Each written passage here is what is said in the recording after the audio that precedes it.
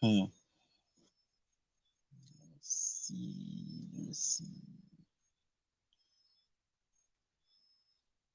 I hope people remember to come over here. Dan Phillips, good night. Petty Jocelyn Edwards, Lisa Jessup. Lisa, you Ollie? What? Winston Young, what's up, brother? Good night, good night.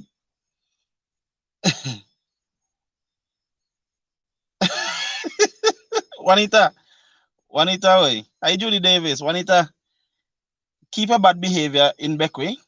And hi, Shanette. Aquarius Shan, good night. Dan Phillips, what's up, buddy? Juanita, keep your bad behavior in Beckway. Yeah? Annie Green Mitchell, okay. Let me take off this thing. Let me see. Doug, what's up, brother? Just give me a second. Let me see something here. Go ahead, Annie. Let me see what this is about. Before I put on back the do not disturb. Because I usually put that on so nothing could come and disturb the program. Annie, when you do that, just tell me in the comments and I'll go and look. Swan Williams, Baptiste, good night. Rosalie Knights, good night. How is the weather? How is everything? So, Juanita and Ronita, them with the bad behave back with people, them with all them itching what they doing. Hi, Erica, good night. Hi, Facebook user from Antigua. Misha Clark, good night, good night. Winston, I've been on. I was on last week. I think I was on the week before too. Yeah, I have been on, man.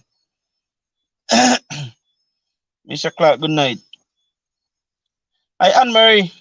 Good night, good night. Hope all is well on your end.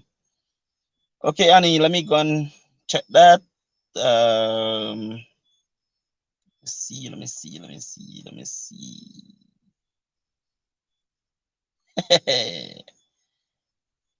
um,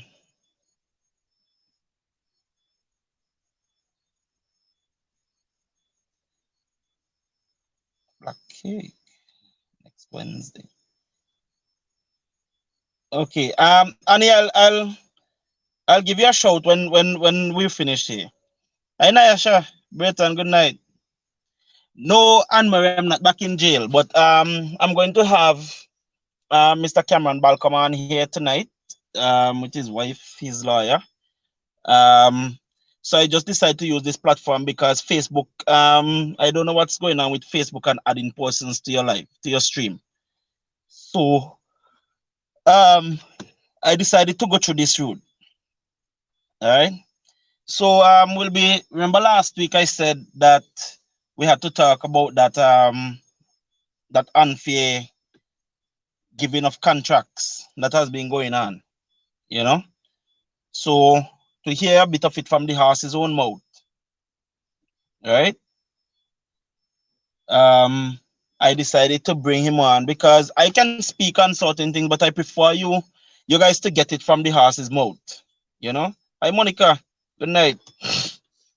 And then you will understand, and then from there we will move right into this not what something, because tonight, Julian, oi.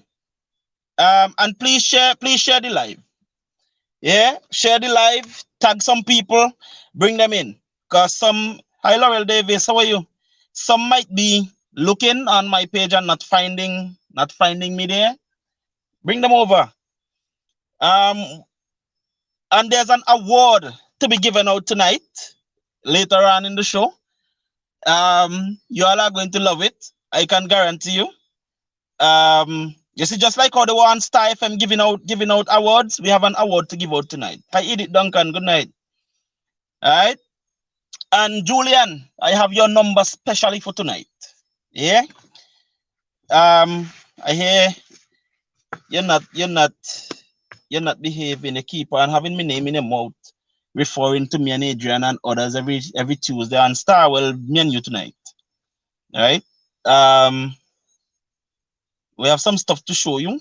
just to jog your memory, Julian and others here. Yeah, right. JJ Montana, Bank Thief. All right, we have all of them. We have a lot of stuff to jog your memory tonight. Yeah, so bring people over. Hey, Holly Love, Winston, you will love this award. Trust me.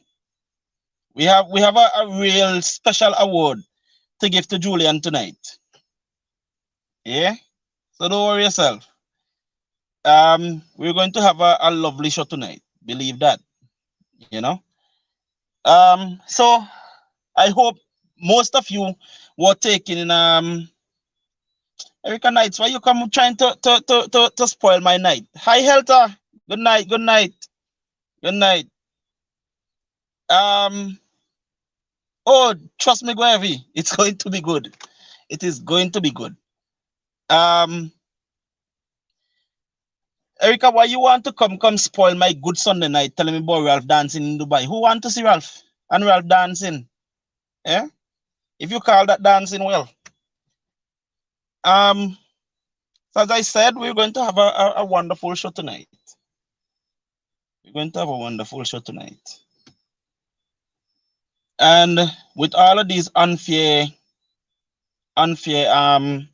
giving of contracts, you will see how it morph right into all of these entities coming into St. Vincent and getting these sweetheart deals where the Vincentian people and our treasury are not getting anything from none of these entities.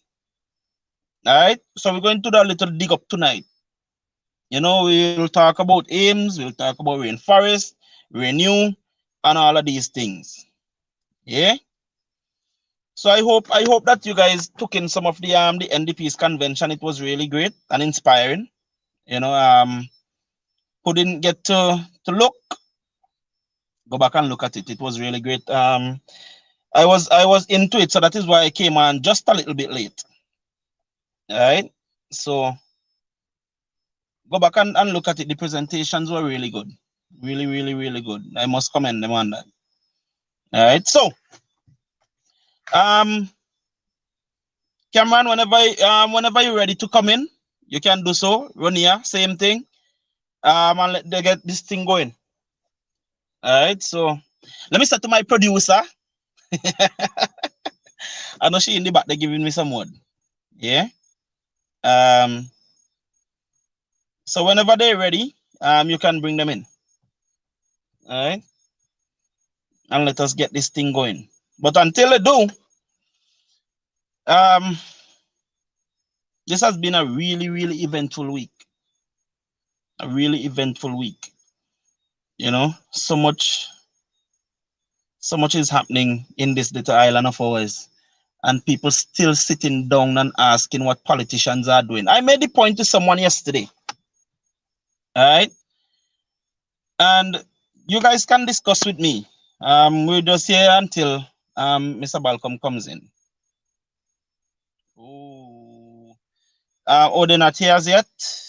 I hope Dinky is looking, because I told him 15 minutes. So I hope he's already up and prepared.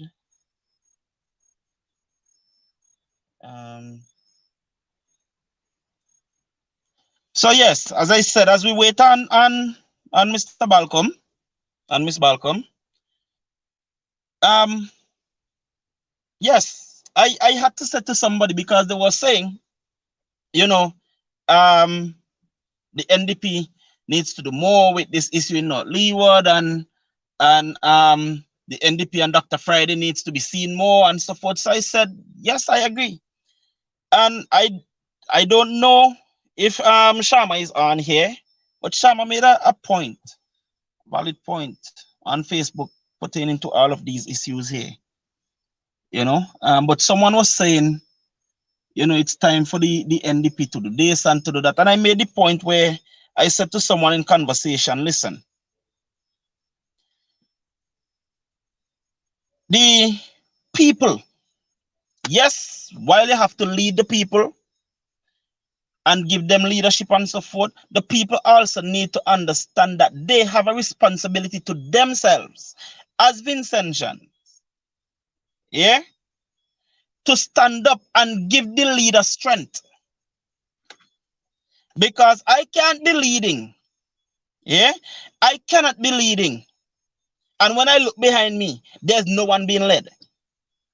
I feel it's Richardson. You get what I'm saying? I cannot be leading. And then when I look behind me, there's no one there being led. You can't tell me that you want me to come out and stand publicly for you and with you. And then when I'm looking for you to be there for me to lead you publicly, you're not there. That doesn't make any sense. You're somewhere hiding. So where's the strength that you're supposed to put into me? Eh? Where's the strength that you're supposed to put into Dr. Friday and the NDP? The NDP had the majority votes last election. Where are the majority of people to come out and stand up against government mandates, stand up against these sweetheart deals that these entities are coming to St. Vincent and getting, robbing us of our most natural and precious resources? While we get nothing, where are the people who are suffering? Indigent poverty went up in 10 years by what, 5% or more? And indigents meaning the people who can't even buy food properly. Yeah?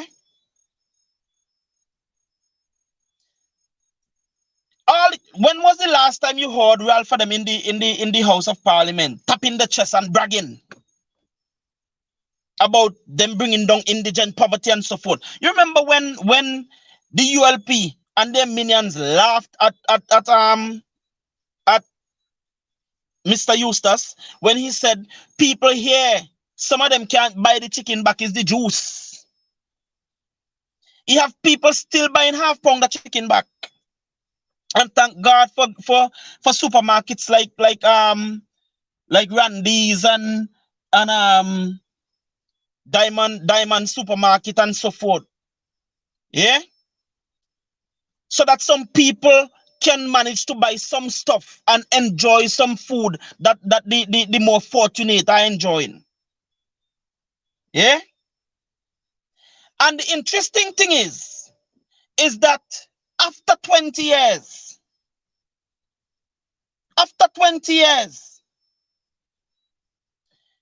you have persons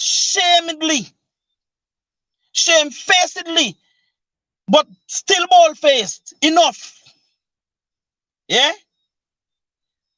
to come and ask you, oh, what the NDP doing? Hell, you all have Ralph for them in office for 20 damn years, doing nothing but cultivating poverty. The only thing Ralph for them the only thing flourishing in St. Vincent is poverty. You have an over 50% youth unemployment in St. Vincent. And overall unemployment almost reached the same 50%. You want proof? Go and check and see the amount of persons who have left St. Vincent, professionals especially. It reached a point that Ralph has to come and ban nurses. Think about that. Their own poverty assessment report that they did. Yeah? Yeah?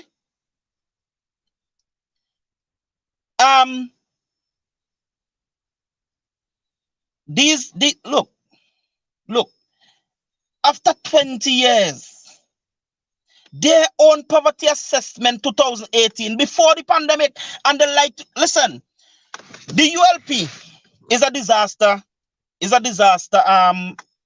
government, because disaster give them excuses for failure, and it gives them hope when it comes to money, because disasters bring money into this country. Yeah, again, when Julian Francis said them want to come and tell you, oh, we're prospering, yes, We're prospering into poverty.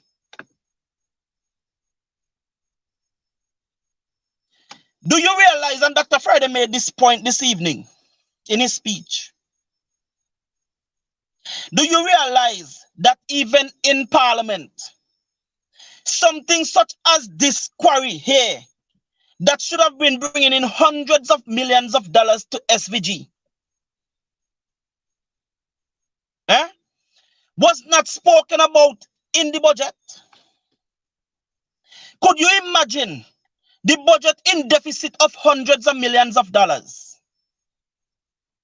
Yet, something that would have been able to bring in hundreds of millions of dollars, you still have them telling you that in other receipts, meaning they don't know where the hell they're going to get the money from. Yeah, that is where they're going to get how much and how much, hundreds of millions of dollars.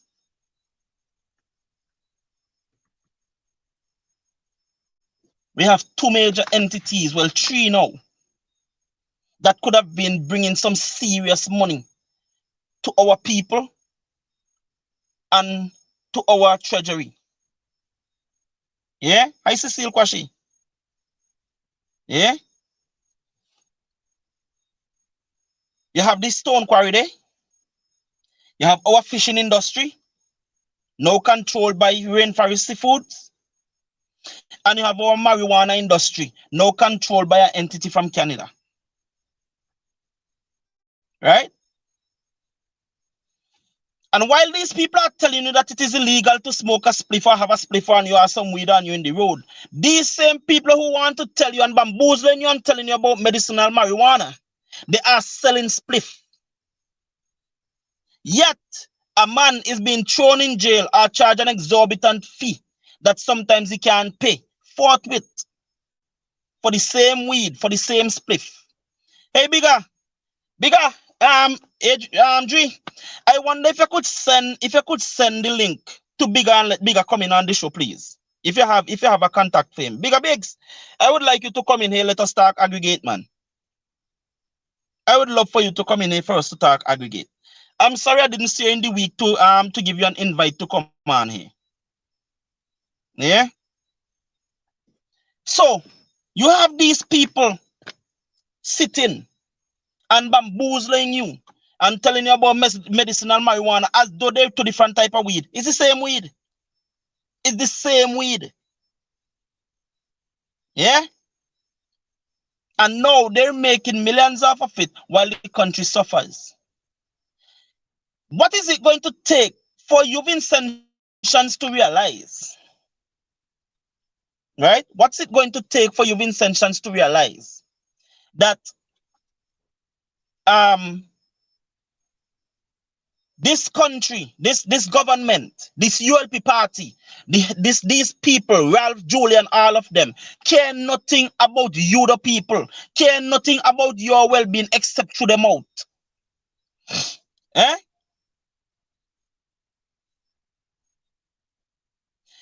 Where is Louise Mitchell and them, the other NGOs who know they were not given any kind of heads up, had no consultation with these people pertaining to any of this? I see Louise Mitchell. I don't know if it was a jab at me or whoever else, but I saw her put up a picture, and I want to believe it was sarcastically that she made a thing against it, saying, "Is this what literally saying? Is this what we talk about?" Yes, a little nasty. Because all of you sit down with all the mouth closed, knowing that no consultation, was done with all you. But again, as Juanita said, the people are not showing their concern because I guess money don't talk. Dr. Friday and his team went down there and look, they can talk on this. Just imagine in the ULP, well, whatever they had proposed, this thing was there, but they didn't go into it. And it was never spoken about. Never. It was never spoken about. And here the ULP always have some kind of unscrupulous kind of people coming into this country to do so-called business. Then when they do check them out, their background well shallow and nasty. And people still fall for this thing. Examples, David Ames. Ames was able to come here running a racket. And let me show you, Vincentians. Sometimes I hate to have to do this, but I go select Chris. All right, G. Thanks. So, Bigger, you are invited to come in. The link was sent to you, so you can come in. But let me select Chris. We as Vincentians, we stupid. Yeah? There is no other way to put it. I'm sorry to have to say it, but that's the conclusion. We're stupid. There is no other conclusion to come to. Because you keep on having one set of people doing it. They say, fool me once. Shame on me. Shame on you. Fool me twice. Shame on me. So when they fool me 3, 4, 5, 6, 7, 8, 9 times, where you supposed to call me? Eh? Where you supposed to call me? Hmm? Here you have Ames came, do all of that. Right now in Kenawan, they're doing the same thing to people. Ask how much Bajans don't come and get to be contractors in Kenawan. Eh? Down at the marina area. Ask how they're fighting down the Vincentians Day. All of these people supposed to look at Vinci and these islands and run and hide. And afraid to show their face unless they come with something proper. Eh?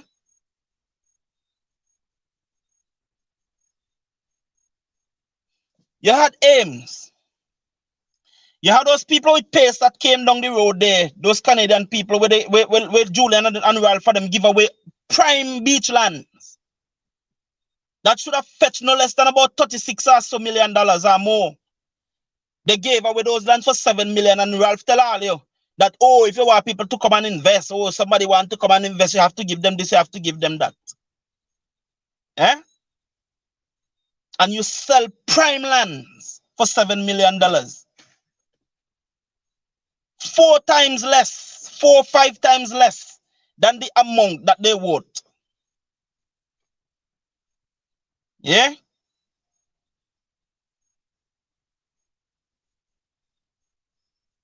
Six to 7 times less than what the lands are worth. They sell these people those lands for. Eh? And to do what? To do what? They start something they can't finish yet. Since 2017 is supposed to done, or somewhere along the line. Can't finish yet. Down at Mount Win. You come again, they go bring some people to the drilling for geothermal energy. Well, look, Julian and them coming and tell all you again, they bring in this world-renowned Canadian company to do drilling, to do geothermal, to look for geothermal energy. Only to check the background of the people. This is an entity that was started around 2017, 18 around there. World-renowned how? Eh? A business was just trying to find it to find its footing. And they come talking about world-renowned. But when ULP supporters hear world-renowned, yeah? When they hear world-renowned and they hear an accent and see a white man come in jacket and tie, they believe his God step foot past St. Vincent. Yeah? And so they don't care. Look, they brought a chef, a cook, to tell all you about weed and call him a doctor in marijuana. When they do check, the man is nothing but a cook. But a white skin, accent, and a jacket and tie, and it's all well. All you need to get out of this slave-induced mentality. Yeah? This is a slavery-induced mentality that we need to get out of. Yeah? So, here we are again with another company coming into St. Vincent that could not have gotten a license anywhere else. I Facebook user. They could not have gotten a license anywhere else.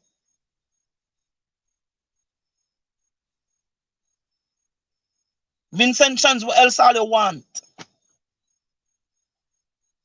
Friday them telling, look, Friday them stand up and telling the government, listen, halt this thing in the name of the people. Until proper, look, not even an EIA was done. Not even an environmental impact assessment was done. And they lie to you, the Vincentian populace, again, and telling you about something was done since 2008. Over a decade ago, and not even for this project. Not even for this project. Look today, right on Star Radio. I am sure they're going to go after what this guy name? I'm sure he must get a clout after he come off the radio. I'm sure Cecilia them must get two slap for bringing him on the radio and exposing them that way. Because while Julian and Saboto and Carlos want to have you believing that the environmental impact assessment is by the Ministry of Agriculture. Here is a former tongue board manager, telling you that all the look, you cannot find it. It's because it doesn't exist. And I would not be surprised that they are looking to cook up something with that thing from 2008 and put 2022 or 2021 on it. Eh? Somebody made a point and I answered it under a post that Shama made. And they said the people of North Leeward, because Shama was saying this is not the North Leeward he knows. And this is not the North Leeward people that he knew. Because these are the people who politicians and others had to respect. Because when you go up there, you had to come good, or they will stone you or run you.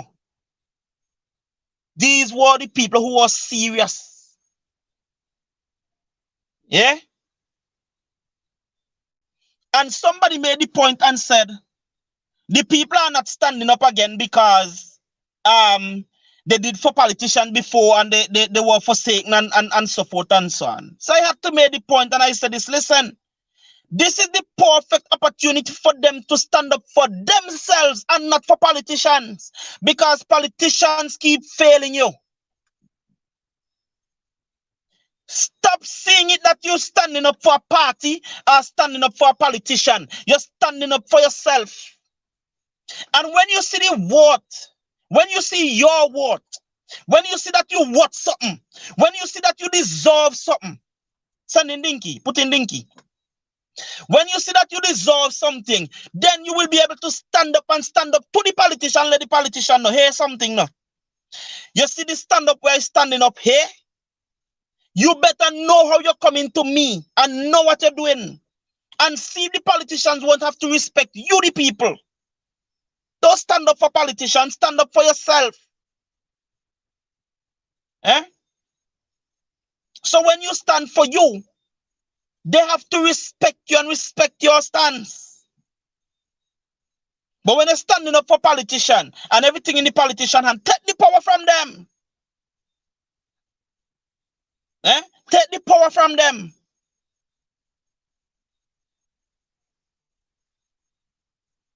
I saw one of them Rothschild yacht in St. Vincent here for the whole week. That not sit well with me, you know. Because you don't see those type of people in these waters here unless something about to happen. Yeah? Most of you may know who the Rothschilds are.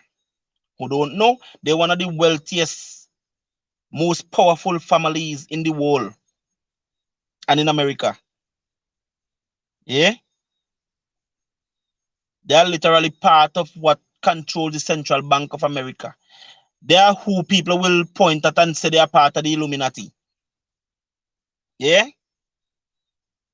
Again, people need to understand that once they regain their power and they take their power, the politicians have to respect you. Dr. Friday said something last election. He said it was at the time when they were having this convention for the young people. Yeah? And here they again. Bill and Hillary Clinton were in Beckway recently to something. Listen, with all of these people coming into this backyard here, I don't trust it. The Rothschilds, the Clintons, Bill Gates now stop visit down here too. I don't trust these people. Yeah, I don't trust seeing these people. Hey Dinky, good night, brother. Yes, Hey, how you Vincent, doing? Hey, I'm good, man. Hey, Bigger. How you doing, I'm man? I'm here. here, man. Good night. Yeah. Good night, good night, good night, Bigger Bigs. Good night to you. Good night to Adam Kenton, and good night to you personally, Kenton. Mm-hmm. Great program as usual, man. Thank Wonderful. you, man. So, Bigger, I'm going Yes, to Kenton. allow Mr. Balcom to talk on this. Well, the both of you will be given the chance to speak on these unfair No problem. I go unfair for I could wait. giving out of I could contracts. wait, but no problem at all. I'll be go ahead. No problem. Right. No, well, you could weigh in also in the discussion here no, and the unfair giving out of contracts because it coming all the way back to this whole thing here too with the aggregate situation that we have here. Because it is saying Yes, that you have been unfair in a contract too, literally, yes, yes. you know. So your business has been taken, but somebody from outside can come and do the same thing. Well, well, and that is one of the things that is so amazing to me that here they are willing. They are now admitting that there's a shortage of aggregate, and it's not just a shortage of aggregate in there's a shortage of aggregate throughout the whole region because Right. um, quarrying is not something because most of these countries around here are leaning towards tourism and Right. Right. quarrying is not something that fits in that you could say go hand in hand with tourism. So countries are given less and less permission to set up quarry. So hence one of the reasons why you see that there's a big shortage of aggregators. And Kenton, what is amazing is at Rabaka, when our operation was shut down, we were shut down and this and let me say this, let me hear it to this. It was done based on a lie. But they cited the issue of environmental infraction. And we remember what the rap was all about and saying that he will the people asking to elect him to protect the environment and when he was on a rail, on a rail. But it is so surprising now that all of a sudden, you know, hearing anything more about the protection of the environment anymore. They are willing and ready to allow Reno to come into St. Vincent and the Grenadines, destroy a whole river, take down a whole mountain, and in the process destroy a seafront, and then put in farmers, cricket catchers, and whosoever use the sea also out of work. Now, yes, maybe I said it many times before, and who doesn't understand the aggregate business or the aggregate industry might know the kind of money that involves in aggregate. It's that time when aggregate price, and I ain't see aggregate price going down anytime soon. I could see aggregate getting more and more expensive. As I said to Adriana the other night at her program, that St. Vincent natural resources that we can really harness and really make money from, like when you get oil, aggregate is like St. Vincent oil, eh? And what I can't understand is how they only way that they see that they could start this aggregate business off in St. Vincent and the Grenadines is to bring someone from abroad. Instead of they try to get a group of Vincentians together, bona fide born Vincentians together, and find a way to get because we hold the resources, financial resources, and get them to start off such an operation. I was here already. If I wasn't taken out by a lie and a conspiracy, I was almost like Reno, and it amazed me how quick Julian is ready to promote Reno and what Reno does in St. Lucia. He spoke about Reno had a group of companies. Yes, you could find letterhead from us that mark bigger group of company because we had more than one company. So if Reno had a group of company, I didn't know anything about Reno until when, a matter of fact, the first time I heard the name Reno is when Kenton interviewed him. So our structure that we had in place was similar to what Reno had in St. Lucia. Because there is no name Reno, so we had a group of companies. We were in the business of aggregate, black making, and I heard you then talking, Reno has impressive black making business in St. Lucia. Julian, the first time it's not a black plant like that has been established anywhere. Well, you know what, Julian, and you know that we had a black plant similar to that was producing over 20,000 black. Yes, we had the capacity to produce over 20,000 black studies. I don't know. All of a sudden, Reno has been painted and presented to us in St. Vincent and the Grenadines as the best thing ever happened to St. Vincent. But it will come out, Ken, to you and your audience who are listening. The truth will come out. And one thing I could tell Julian and Ralph tonight, that the government of St. Vincent, and I'm saying this deliberately, I'm saying the government, and this is how I'll be speaking from here on in, because I have an issue with the government of St. Vincent and the Grenadines, led by Ralph Gonzalez.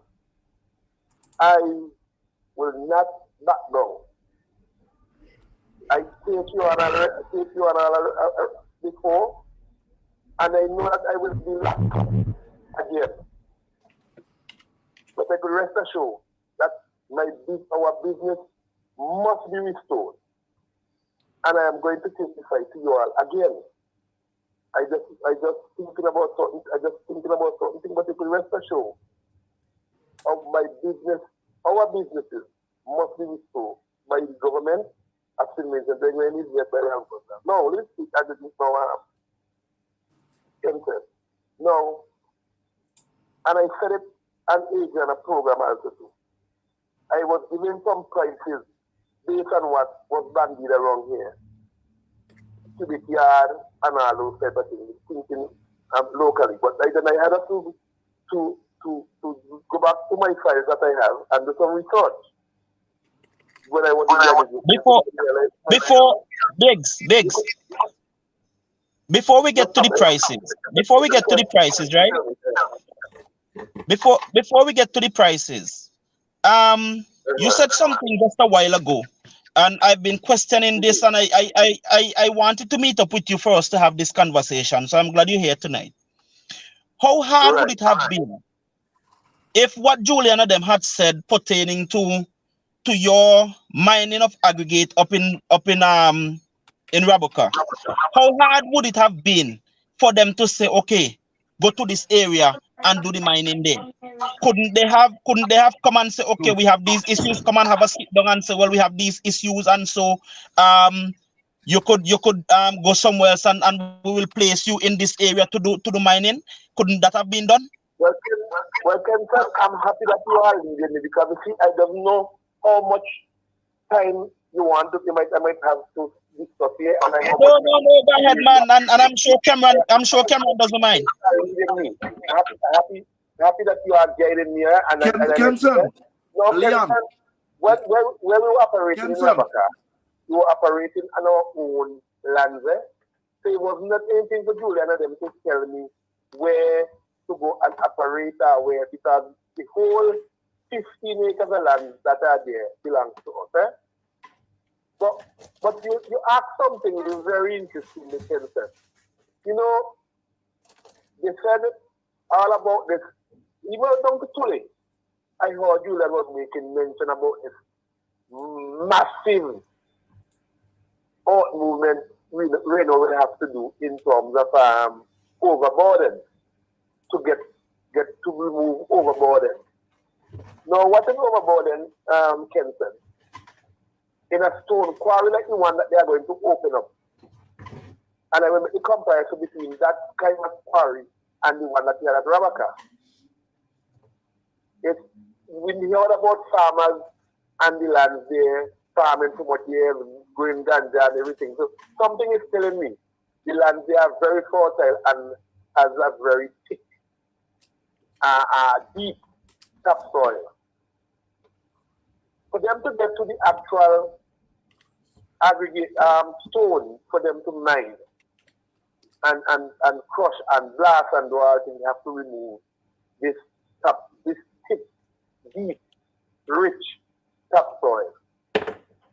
Now, they call it overboarding, They call it overboarding. This overboarding has to go somewhere. And it has to go down maybe over the bank side. I heard it talk about building bomb.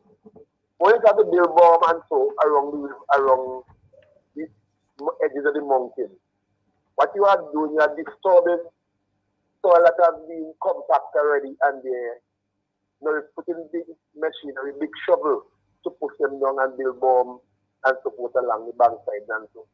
So I could tell you there are going to be some serious mudslide and mud flow when those heavy rains start. Dustin and Tony River Brown and the sea around it. So we could talking about a serious amount of stuff when it end up in our river and like Rabaka now, where we were mining into the actual sand and gravel that was there wasn't any overboarding whatsoever, because what we really had up there was a deposit of share Rabaka sand at our land. So what would have happened is trees and shrubs that can survive in grow in Rabaka sand would have find. You would have find things like some angeline. People who might understand would be, when I say angeline, what is the angeline tree?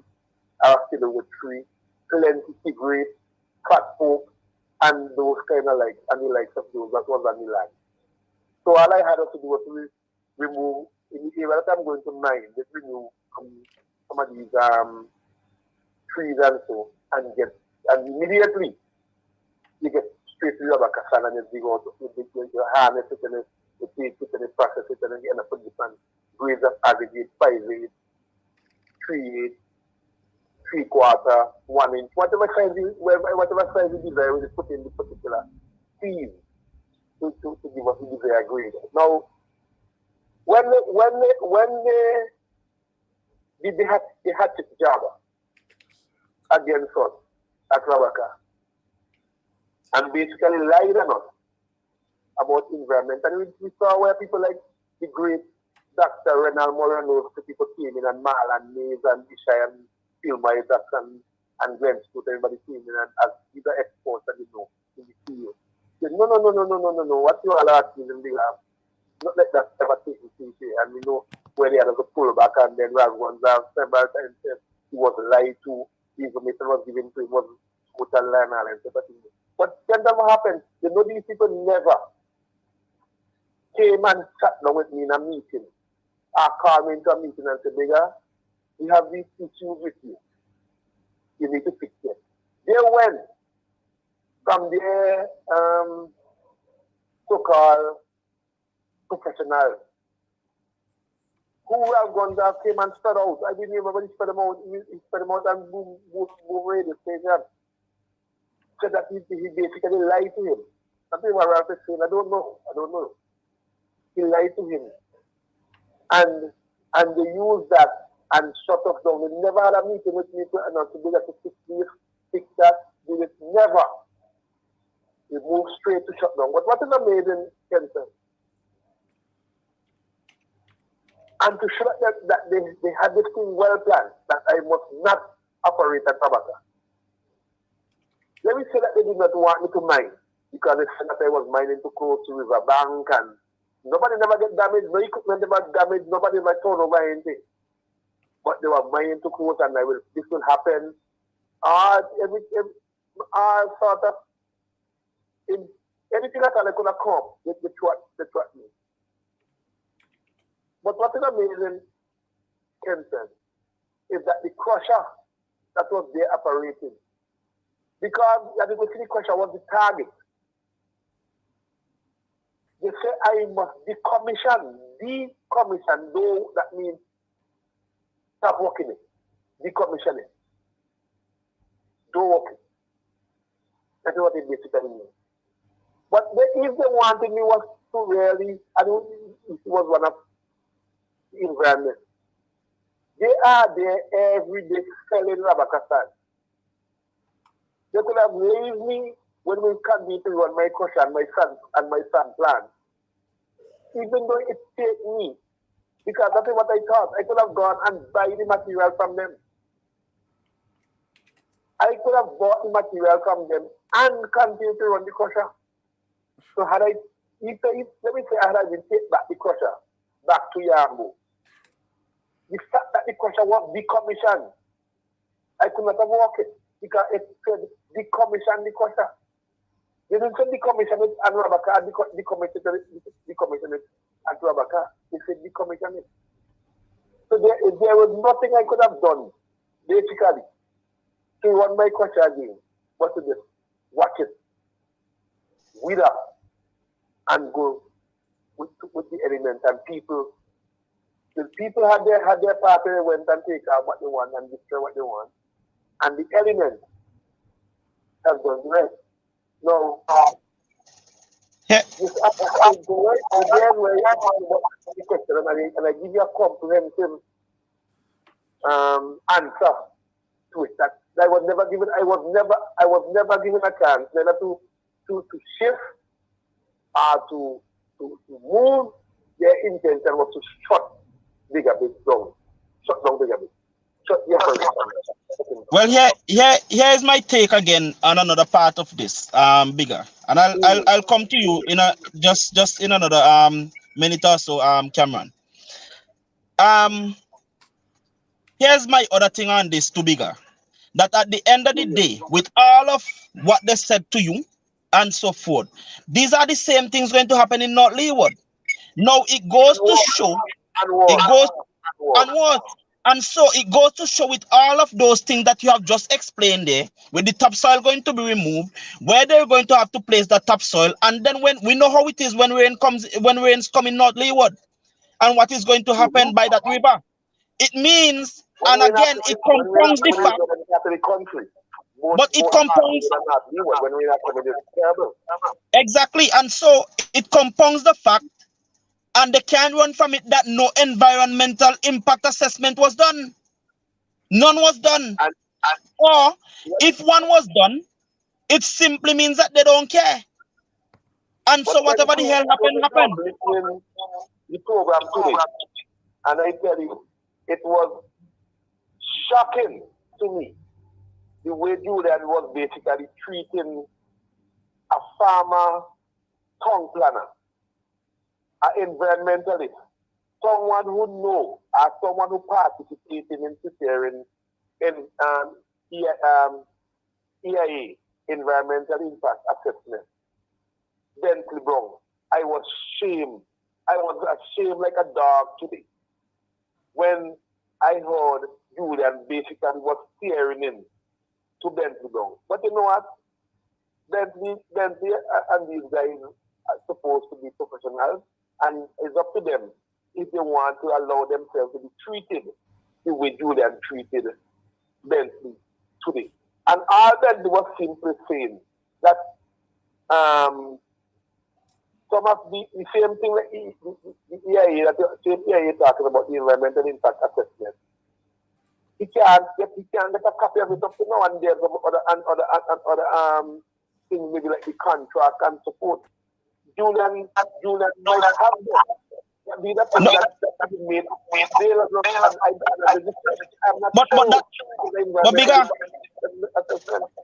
But bigger, that is exactly what Bentley was saying today. That you go to these places where he knows they're supposed to be, and you can't find them. And what they have done, again, what Bentley has exposed today, again, is the fact that because the time for consultation has passed, the time has passed where people would have really could have said, okay, let me stop this, let me halt this, has passed. They now have it to say that they don't have to show you. But the point remains, they did not have it in the first place. You didn't have it in the first place. And these people who are, and again, bigger. Again, this is where I have a problem. And this is where sometimes I say I don't blame Ralph and Julian and them. I blame the people and the professionals because they allow them to do them what they feel like. Because how you could tell me I'm a professional in my field, a field that you know nothing about, and you want to come dictate to me how it's done and how it's run and what I must say and what I must do. And because they keep on allowing them to do this, that is why these things keep on happening. Kenton, and you are correct, Kenton, because here the reason why you are correct. That I just explained just now to the people and your listeners and who else are listening. As the competence of Bentley Brown. And here Julian, that we know, who has been a banker, not an honest one though, who has been a banker, claims, and he is coming to dictate someone like Bentley Brown who has been trained, with a trained and a man who do environmental impact assessment and who was once the town planner who a project like this would have to go to. As the board secretary, as the planning secretary. Again bigger.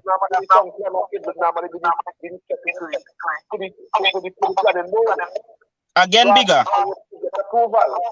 Again. This is what this is the reason why sometimes these professionals are not allowed to do their job, and they basically have to just basically rubber stamp what the minister wants, because that is exactly what I heard happen today. Julian was basically quoting Bentley Brown to rubber stamp what the Julian wants to think. Exactly.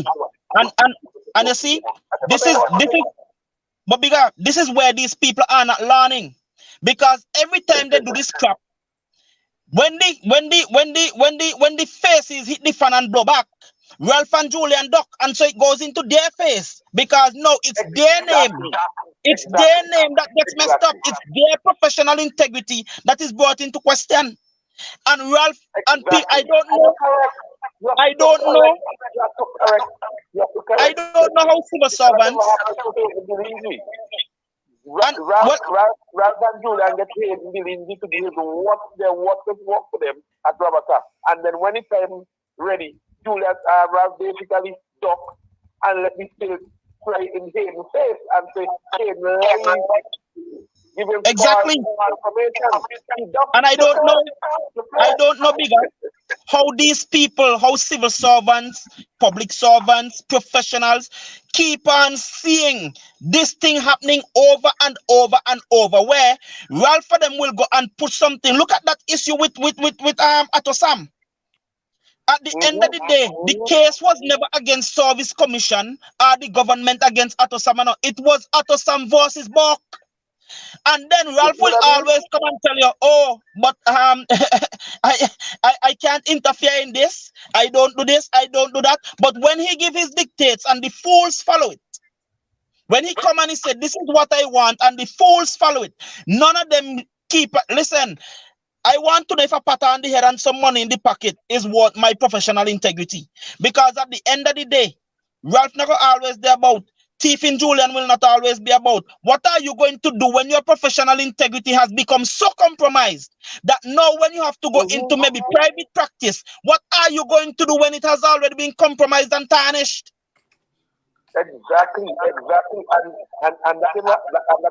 has happened to Hayden Bilingi. And I would never stop calling Hayden name, because Hayden should have stand up as a professional and said to Ralph Gonzalez, this, what you are asking me to do, is not so. And I tell you, I was so shocked today, and I will repeat it again, when I heard the way Julian was basically, and he keep on calling down Denzel Brown name, he keep on coming Denzel Brown, and so that you mean to them, they have no other choice, basically, to call Michelle and them.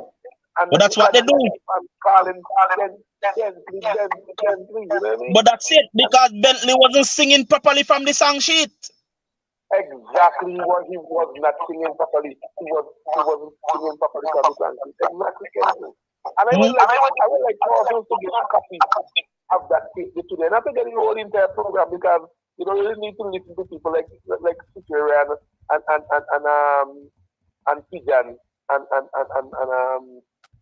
Weeks and Lanford Weeks. You need to get the part there where Julian calling, and then he basically calling. Right. Well, there's part of that has already been cut. But bigger, Wonderful. just give me some time.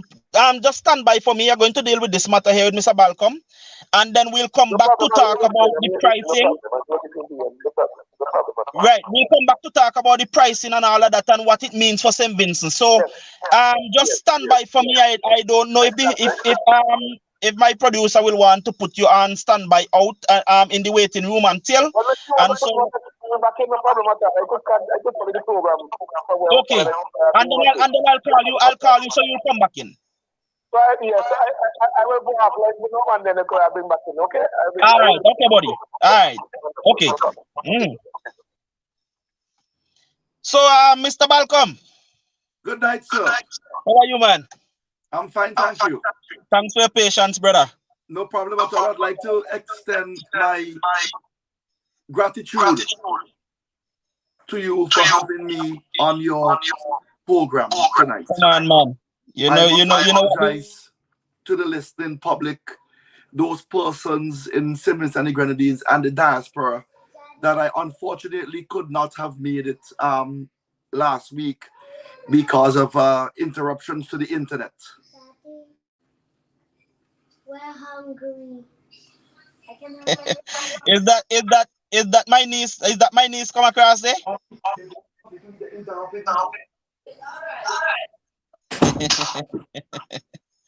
Was that one of my nieces came across there? Yes. So my brother, you know why I brought you here, because we have some unfair practices going on here with the giving of contracts, the giving out of contracts and so forth, and it's not the first time that you have been snubbed by this government and their unfair practices, where Julian was even blatant enough to come in the face of Vincentians and tell them, listen, I'm going to go against all the protocols and so forth and still give who I want to give a contract, Correct. And all of these things. So here we know about what went on with that contract out at Diamond and so forth. We know what went on with that other CDB contract that you guys had kicked against, and CDB had taken back the contract and so forth. So it's not the first time. This is not something that you're new to, this victimization and so forth that you're facing. So tell us, give us some facts on what really went down with this contracting diamond and what is happening. Okay. First of all, let me say kudos to Mr. Bigger Bigs, Leon Samuel. I want to let the country know that Leon Samuel was the first person who brought down the price of Raboka material in St. Vincent and the Grenadines. He was selling it for half the price that you're getting it for now from Braxton. And when Braxton realized that he was selling for $20 a cubic yard for sifted Raboka, for example, they brought their price down from $40 per cubic yard to $20 per cubic yard. I just thought that this is something that the Vincentian populace need to know. And it's very important for them to know this, because here, and it's going to come in again when you give your story, where they will get to see that when Vincentians own what belongs to Vincentians, Vincentians can own and they can be able to survive because things will be cheaper. Of course. And now, the fundamental issue there as well is that when you look at the plot of land that Bigger Bigs has and what he did for the Vincentian public compared to the resources that is out there in Raboka, there's no comparison. So he obviously was thinking about the people and not about his pocket. Because if somebody, for example, has an unlimited supply of material, but they're willing to sell you for so expensive, and it's supposed to be the people's material, but a man has a limited supply of material, but yet he's willing to sell you for half of the price that the man who has the unlimited supply is selling you for, that says something about the character of the person as well. Bingo. That is my opinion. Bingo. And I agree. So yeah, so let's get into this. Let's get into this issue of you being unfair out of contracts. You give us a little history of some of the contracts that you know, you had everything intact, you had everything down pat and perfect to be able to get those contracts, but they were still taken out of your hands, and especially not even given to another Vincentian company, but companies outside. Right. Now, the first running that I had with the government was several years ago, where we bid on a project called the Sandy Bay Shoreline. We could not have met the criteria that was required on our own. So we joint venture with a company from Trinidad called Capital Signal. This was, our bid was for $13.5 million. We would have legally won the project. When I say legally won the project, you're supposed to give the project to the lowest qualified bidder. Lowest qualified bidder. Not necessarily the lowest bidder. And they redid that project for us not to get the project. Now, I can't remember the exact figures at the moment, Kenson, but I'm going to give you the gist of the story. They were asking, I think, for $22 million turnover for that project over a period of 5 years. When we got the project really lowest qualified bidder for $13.5 million, they said that they're pulling the project, they're going back to the drawing board. So they want us to retender. They gave us back our tender documents. Now, they said now that you have to be pre-qualified in order to enter the bid. So we got the pre-qualification. It was us and K Electric and another company that I know that couldn't make the pre-qualification. I don't know why the company bothered to apply. Anyhow, we went through the pre-qualification stage. However, what they did, they lessened the scope of works that had to be done, but they increased the financial requirement that you needed. So, for example, we were asked in the previous tender to have a turnover of $22 million over 5 years. They said in the pre-qualification now that you have to have a turnover of $40 million, my brother. You hear how nasty and dirty these people are? You're lessening the amount of work, but yet you want to double the financial requirement from $22 million to $40 million. Why? Because you want to keep me out. However, God is good. I am good. My supporting team is good. God bless my wife. She went back to university literally to learn how to do these tender documents properly, because it took us a couple of years before we could have got it right. But we got it right. And we won the project again for $7 million. They tried to give the project to K Electric, Kelly Glass. And we saw the information in the newspaper. That is how we recognized that they had already disposed with the project. I then called the CDB, and the CDB contacted the government and wrote to me. The government wrote to me and said that they were still evaluating the project. But I got the newspaper, scanned the newspaper, and sent it to CDB and said that they are liars. How could you be evaluating the project? And here you have in the quarterly paper, you have an award to K Electric. So CDB did what they had to do. It wasn't to the extent where the project had started.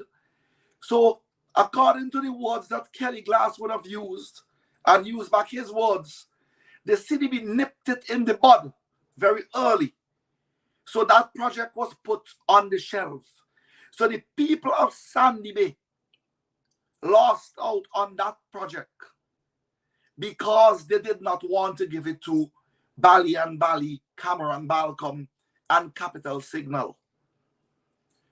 The other project that you would know now is the Yarabakwao, where the CDB outrightly took away the money, their funding from the government of Simmons and the Grenadines because of corrupt practices. Now, I want you to pay close attention to this company called Reliable Construction, headed by a gentleman called Magavan Toby, who was parachuted here, in my opinion, from Canada. He's a son of the soil, but my father always told me, do what God has given you the gift to do. Magavan Toby is an executive chef, or was an executive chef in Canada. He got awards for being an executive chef in Canada. I've heard a lot of rambling by people whose name I wouldn't call that, oh, he got contract with Google for 2 million Canadian dollars and made so much money. The point is, if a man is doing so well in Canada, why would you want to leave where you are, your safety net, and come down here and fight up with all iron and government contracts? Anyhow, that's all I have to say with that. Now, Reliable Construction is not, and I'm going to repeat it, is not a construction company. Reliable Construction was renting equipment to Canawan. And the equipment rental was so lucrative, they keep buying more equipment and not having a vision to say, when this Canawan marina is finished building,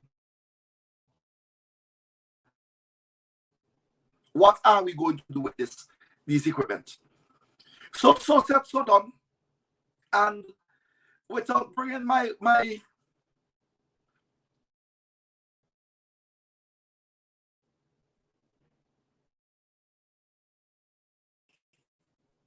hello, you can hear me now?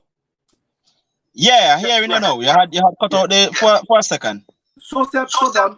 I spoke to my wife 2 years prior to all of this to say, I bet you when these people are finishing Canawan, they're going to dump their equipment in St. Vincent, and they're going to set up a construction company.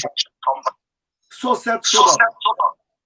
Before I forget my train of thought, I could remember, and I have a recording of it, that Julian Francis said in Parliament and on national radio that Reliable Construction has a lot of equipment, so he has to find work for them.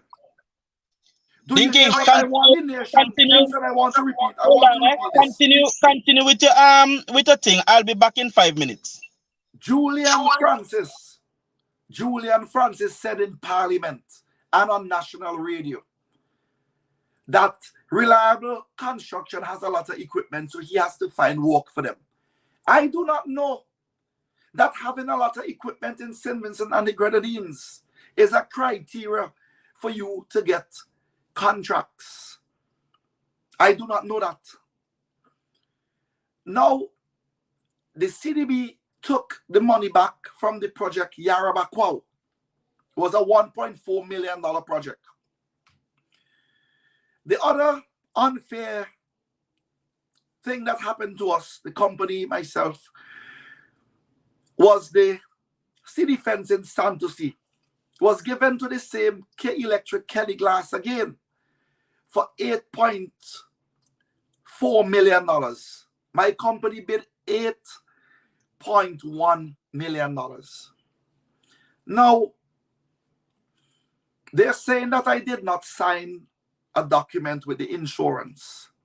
However, if you go to the bank and the bank is lending you money, and the bank has already signed to say they lend you the money, but you forgot to put your signature to accept the money, what would be the most logical thing for the bank to do? Call you and say, Mr. Malcolm, please sign here before we hand over the money to you. It was simple. They could have said, Mr. Malcolm, please sign. You forgot to sign the bond from the insurance company, right? The insurance company has already signed and affixed their stamp to the document. So it was just a simple mistake that I didn't sign my signature. And I brought out to the World Bank and to the government a lot of discrepancies that I got hold of in relation to this project. However, as usual, they do what they want. They gave K Electric the project for $8.4 million. So that is 3 projects that I would have won, being the lowest qualified bidder, and I was not given the opportunity, my company was not given the opportunity to do. Now there's a latest saga about the Holiday Inn Hotel, of which my company and the joint venture, Chinova, would have bid on, and we were the lowest qualified bidder of $46 million. Now, they have chosen to give the contract to a company from Trinidad called NH, who is currently doing the warehouse for Curry's and Hazel's in Diamond. Now, I want you to ask yourselves as Vincentians, right? The project is being funded by the CARICOM Development Fund, Dinky, the NIS. before Yes. you go on there, did you just say that your company sent in the lowest bid and did not get the project? It was given to somebody who bid higher than you? Yes, they disregarded our bid and they gave it to a company for $52 million, $6 point something million more than what we bid. A local company, Bali and Bali, with a joint venture agreement with another company from Trinidad, had joint venture because I could not meet the criteria on my own. You're a businessman, right? Huh? I say you're a businessman. Yes, I am. And your answer to my question that I'm going to ask you now might be a bit biased to some, but I'm looking at you now for business sense. Sure. Does that make sense business-wise? That does not make any sense at all. You have to ask yourself, who is going to be the recipient of the other $6 point something million? I don't know if it'll be fair for me to say that. Well, that's what I'm Or if, thinking here, that there's some money there now that becomes available for whatever. but you see, Adriana, I have looked at this very carefully, right? And I complained as well. And I'm glad for the interjection. I'm just going to go back a little bit. Did you know the same Reliable Construction, right, was given a $3.4 million contract to do the parking lot for the same Holiday Inn hotel just before the general elections? Let me repeat myself, Adriana. Uh, Reliable Construction, the same company that CDB deemed unfit and was involved in corrupt practices, and not just corrupt practices, fraudulent practices, because you would have had to lie on the documents to say that you would have completed projects similar to what you got in order for them to even consider consider your application. So they are a bunch of fraudsters, and I will say that with no reservation. Do you understand me? Yes. Yes, because they could bring that to court as well and show the court how they filled out the documents, and I will prove to the court that they're lying. However, I think CDB did that very well. Now let me repeat And myself. this is the saga of 2019. Just before the election, the last election, this Reliable company was given a $3.4+ million contract to do the parking lot of the same Holiday Inn hotel. Now, Which parking? Which parking lot are you talking well, about? hold on, my dear, hold on. I'm glad you're reading me, because I know what you're reading me. Hold on. Now, it was not advertised in the newspaper. I want to repeat myself to the listening audience. This was not advertised in the newspaper. I only saw it because I scan the newspapers on a weekly basis to look for contracts. That's how they come out, so you could bid on them. And I saw it. So that again, in that sense, is illegal. Now, coming to your point, Adriana, I have gone out there, right? And not to be biased because I'm a contractor. I have engineers working with me and quantity surveyor, etc. I have used, and I want the Vincentian public to listen to me carefully. I have used 2 separate engineering firms, which I paid my money to privately, to give me a measurement and an assessment of the amount of money that is on the ground out there for the concrete works that's Reliable in. I also sent for a quantity surveyor. And they said when they did the measurements, because all of us know in the business how much a cubic yard of concrete costs. Right. You could buy a cubic yard of concrete from Braxton for about $450 per cubic yard. Let us say 500. So we did our measurement. Do you know that all of them came back with approximately the same quantification in monetary terms of the amount of work that was done at the Diamond site for the Holiday Inn? It was around $890,000. And you said they got how much million? $3.4 million. I sent the information to Ken and he could pass it on to you in the newspaper. Well, I Now let hope me people tell you listen to again. the maths, eh? This Hold same on, Dinky. Hold on, Dinky. I am happy that you mentioned this, because people need to get their heads around what this government usually do. You always hear these people talking in terms of millions. Always in terms of millions. Look, Everything in for millions. example, just to go off a little bit, Dinky. There was Adrian, I remember when we had that good laugh over the pavilion that they did in East Kingston. I think was the basketball court Yeah, that they when they did painted the the I think was a fence and painted. for $2 million. Yes. And we asked whether $2 million could go. So I want people to get a good grasp of this tonight, because when Julian, and when you have an old thief, an old con man like Julian dealing with these kind of monies. You must find corrupt practices. And he was on. Listen, this man did not have any shame when he stated that he will go against the whole process and give who he wants to give. And that is how this government operates, lawlessly, But corruptly. Kenson, if you look at the same project in Yarabakwa, they still took money from the consolidated fund and gave the company to do the project, although CDB deemed that the company was not qualified the same reliable construction. No, that is not the end of it, you know. That is just food for thought. I went into a meeting in relation Think your because camera off, sir? Hello? Your camera off. I don't know if you did that on purpose. Oh, sorry, no. Let me yeah. I went into a meeting this week in relation to that same project with the Holiday Inn because I'm not going to leave it like that. And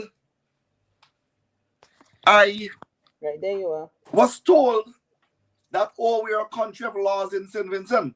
And I Right, asked the same question to the chairman, right, of that committee, Mr. Rudy Matthias. I said, how come you're a country of laws, but you didn't advertise the parking lot for the Holiday Inn in the newspaper? Question.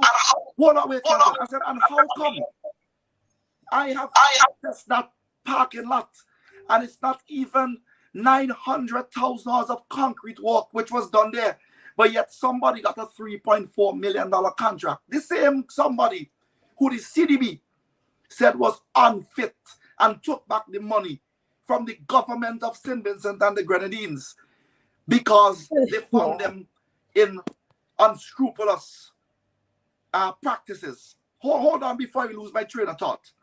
They gave the same reliable company again a contract in Belial to do a wall for $1 million. A contract that was given from the World Bank, funded by the World Bank.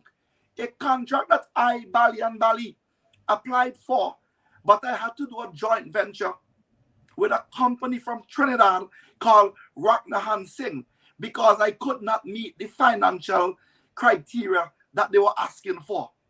Well, I get it, $2 million from the parking lot came in handy. A $1.4 million project, reliable construction, Magavan Toby from CDB, but he could get a $3.4 million project from the government here, and they didn't even advertise it. I couldn't get the contract to do Belial without joint venturing, and I didn't win the project.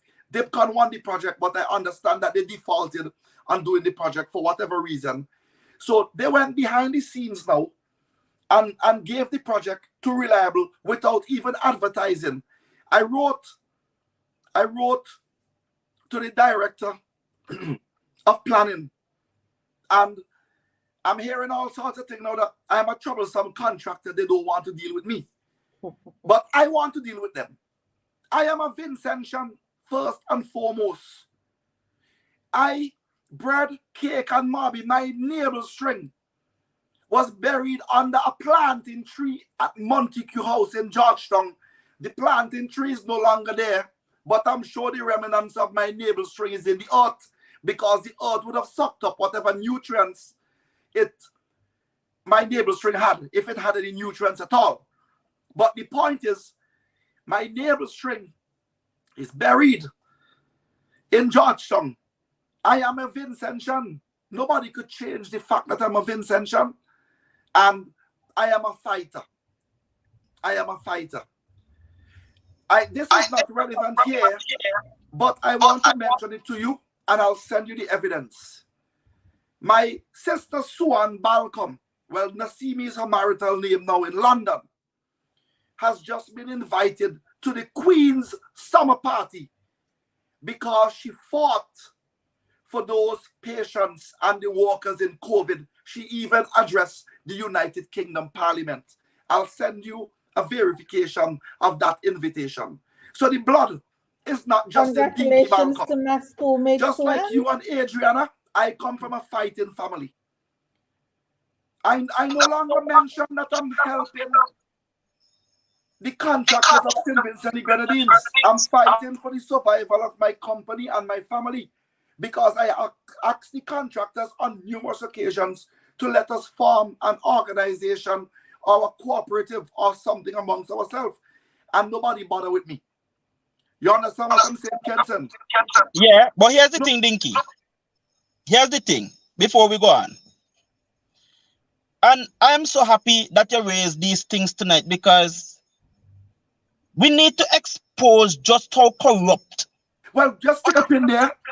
Mm. 1 second before I forget. They gave again Reliable Construction another contract for 200 and something thousand. I think I sent it to you as well. Right? And you see where they have those containers going down to where the restaurant Mangoes at Aquatic Club? They just gave them that contract to redo the road for 1 point something million dollars. It was never advertised in the newspaper. Wait. That little piece of road from the main road go down there, so 1 point something million dollars? No, they're gonna realign the road or do something with the road. I don't know exactly what because I didn't see the documents. You see, they're putting up some containers. Yeah. So they're preparing themselves. They're gonna divert the traffic or close off one of the lanes to redo that road. Reliable Construction again got that. Now, they like to talk about retroactive legislation in St. Vincent and the Grenadines. What is happening here now? Reliable Construction is getting experience in an unconventional way. Because Witch and Well, Bally and Bally, and other persons have to have the criteria. The road wasn't soft for me and my family, Kenson. It took us 3 years of applying for contracts before we got one contract. I want the Vincentian public to know that. We got our first contract in 2016, the George Stevens Senior Secondary School in Connery, for $240,000. That was our first contract. And a lot of people call certain people. I would not mention anybody's name and so forth, on the live. I don't want to be unprofessional. And they ask them, I'm not going to tell you who the certain people who they call, but they ask them, how you go get Dinky Balcom work? And Dinky Balcom not support are we? The gentleman, professional guy, told them, I'm just doing my work. Dinky Balcom's political affiliation has nothing to do with these projects. They are funded by the Caribbean Development Bank. They are funded by the Caribbean Development Bank. So let me ask a question.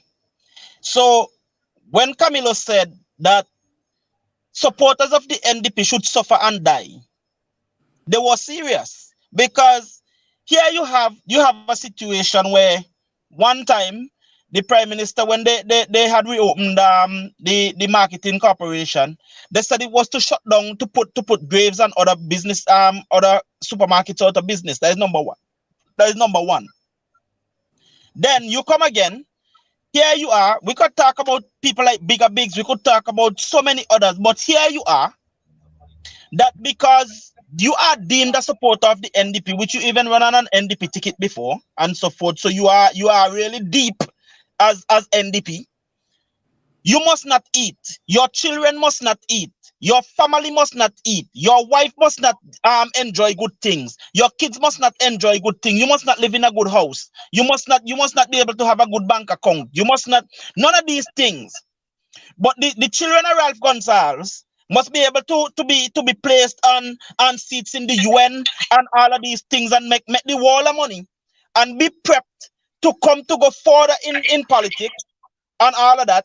But you have been a born Vincentian when his kids are, well, some of his kids are not, and so forth. You are born Vincentian when other entities coming in here making millions without paying a cent into our coffers here. You are Vincentian who will be paying all your taxes, who will be hiring Vincentians, because I know companies that come here that not even a truck driver get a job with them, with how much million, over 26 million and all those kind of monies and so forth. But you, a Vincentian contractor who is going to give back to the economy of St. Vincent, you must not be given a job. Are these people nuts? That's the point. You value other people than your own. Now, Margaret London, I understood, asked a very pertinent question, and she said she would ask Dinky Malcolm. Somebody who was listening told me whether or not Vincentian contractors ever got any work in other countries. Now, I'm going to be very truthful to you, Kenson. I went to Dominica a few years ago after the devastation of the country caused by the hurricane. My wife is a Rotarian, so I got some contacts through her, picked me up by the airport in Dominica, treated me really well. I was received very well by the ministers of government in Dominica. However, the gentleman, the Rotarian, said something to me, and I left the next day. He said to me, if Ralph Gonsalve does not sanction you coming here, you would not get any work. I packed what little I had, I swear to you on my life, and I left the next day. That's Dominica. I applied for a project in St. Lucia last year called the Bexton Community Center. I was the lowest qualified bidder for $8.9 million. I did a joint venture with the same company from Trinidad called Rocknahan Singh. And the people, you know what was their reason for not giving me the job? There was a full stop or a comma in the wrong place. A full stop or a comma. And they said that they did not believe that the company that I joint venture with was a legitimate company. Now, you cannot, and I would like you to send a part of this clip to the media of St. Lucia if you can for me, Kenson. If there's any monies to be thing, I would like, because it was COVID and we had a Zoom meeting, I really would have liked to be there in person to have a look at that woman's face when she was telling me that. Honestly. This is the degree, but you had a St. Lucian company who just did a project in Georgetown for $25 million. Right? I see like they rent or buy a piece of land now, so they set it up full roots here. Let me tell you something again about that St. Lucian company. Obisados. I gave them some information that I leased a quarry for 10 years, which I have. I've gone through the government already, and I have a fiscal incentive for 15 years for a quarry in Oria. Legal. And I told the people that I have this quarry, and I don't know if they'll be interested in doing some business with me. They said if they do business with me, they don't want anybody to know. I said, well, if that is your take on it, then I don't want to do business with you either. I'd rather lose the money, let the quarry steady until I could get the capital or get another investor involved to do the business.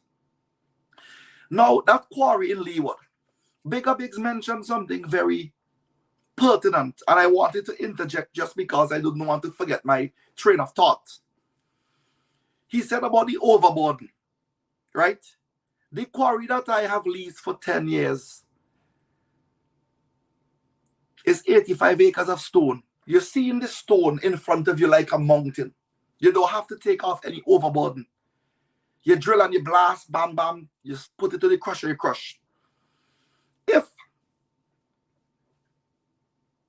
the powers that be were interested in the development of St. Vincent and the Grenadines and the assistment or to assist people in St. Vincent and the Grenadines, the first thing I would do is say, look, man, they have a boy named Dinky Malcolm or gentleman or whoever you want to refer to me as. He have a quarry and he don't get all the fiscal incentive. He went through everything already. Environment and impact study was done by Dr. Renal Murray for me. As a matter of fact, and you could ask him if you know him, Kenson, it's about 3 years or 2.5 years after I found the money to pay Dr. Murray. And I called him.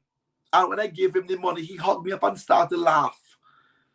He said, Cameron Malcolm, you're a special kind of person. I said, I never forgot you, But the funds wasn't there at the time. Now I get the funds I want to give you because I don't like to owe people. And I could say, that gentleman, he never called me and hung me down for money. Nothing like that. Dr. Renal Murray. Never called me and hung me down for money. So how is it that we are hearing that aggregate is so is like oil and gold right now, especially in the region and so forth? How is it that the government couldn't come to you and say, well, let us invest with you so that at the end of the day we can do this thing, get it out of St. Vincent, it come back, you get your portion, we get a portion, and everything runs properly. Why couldn't that have been done? But Kenson, instead, you that's the bring point. a solution company that could not even get a license anywhere in the Caribbean, not even in their own homeland of St. Lucia. But I have a question to ask, Wait, hold on. Julian. Before I forget, right? So now coming back to Obisados, we had been on a road called the Landley Park Road in Georgetown under the MDM, National Disaster Management Project. I was $1.9 million. A company called Sea Operation was $2.2 million, owned by Errol Sutherland. I think Franco Construction was 2.6 or 2.4 million. Hutcherson was 2.8 million, if my memory serves me correctly. You know, just before the election as well, they gave it to Obisado for 3.7 million. The same St. Lucian company that just eat a food for 25 plus million. And I was willing to do it for 1.9. Sea Operation for 2.2. Franco, I think, for 2.4, 2.6. And Hutcherson for 2.8. But they gave it to the St. Lucian company for $3.7 million.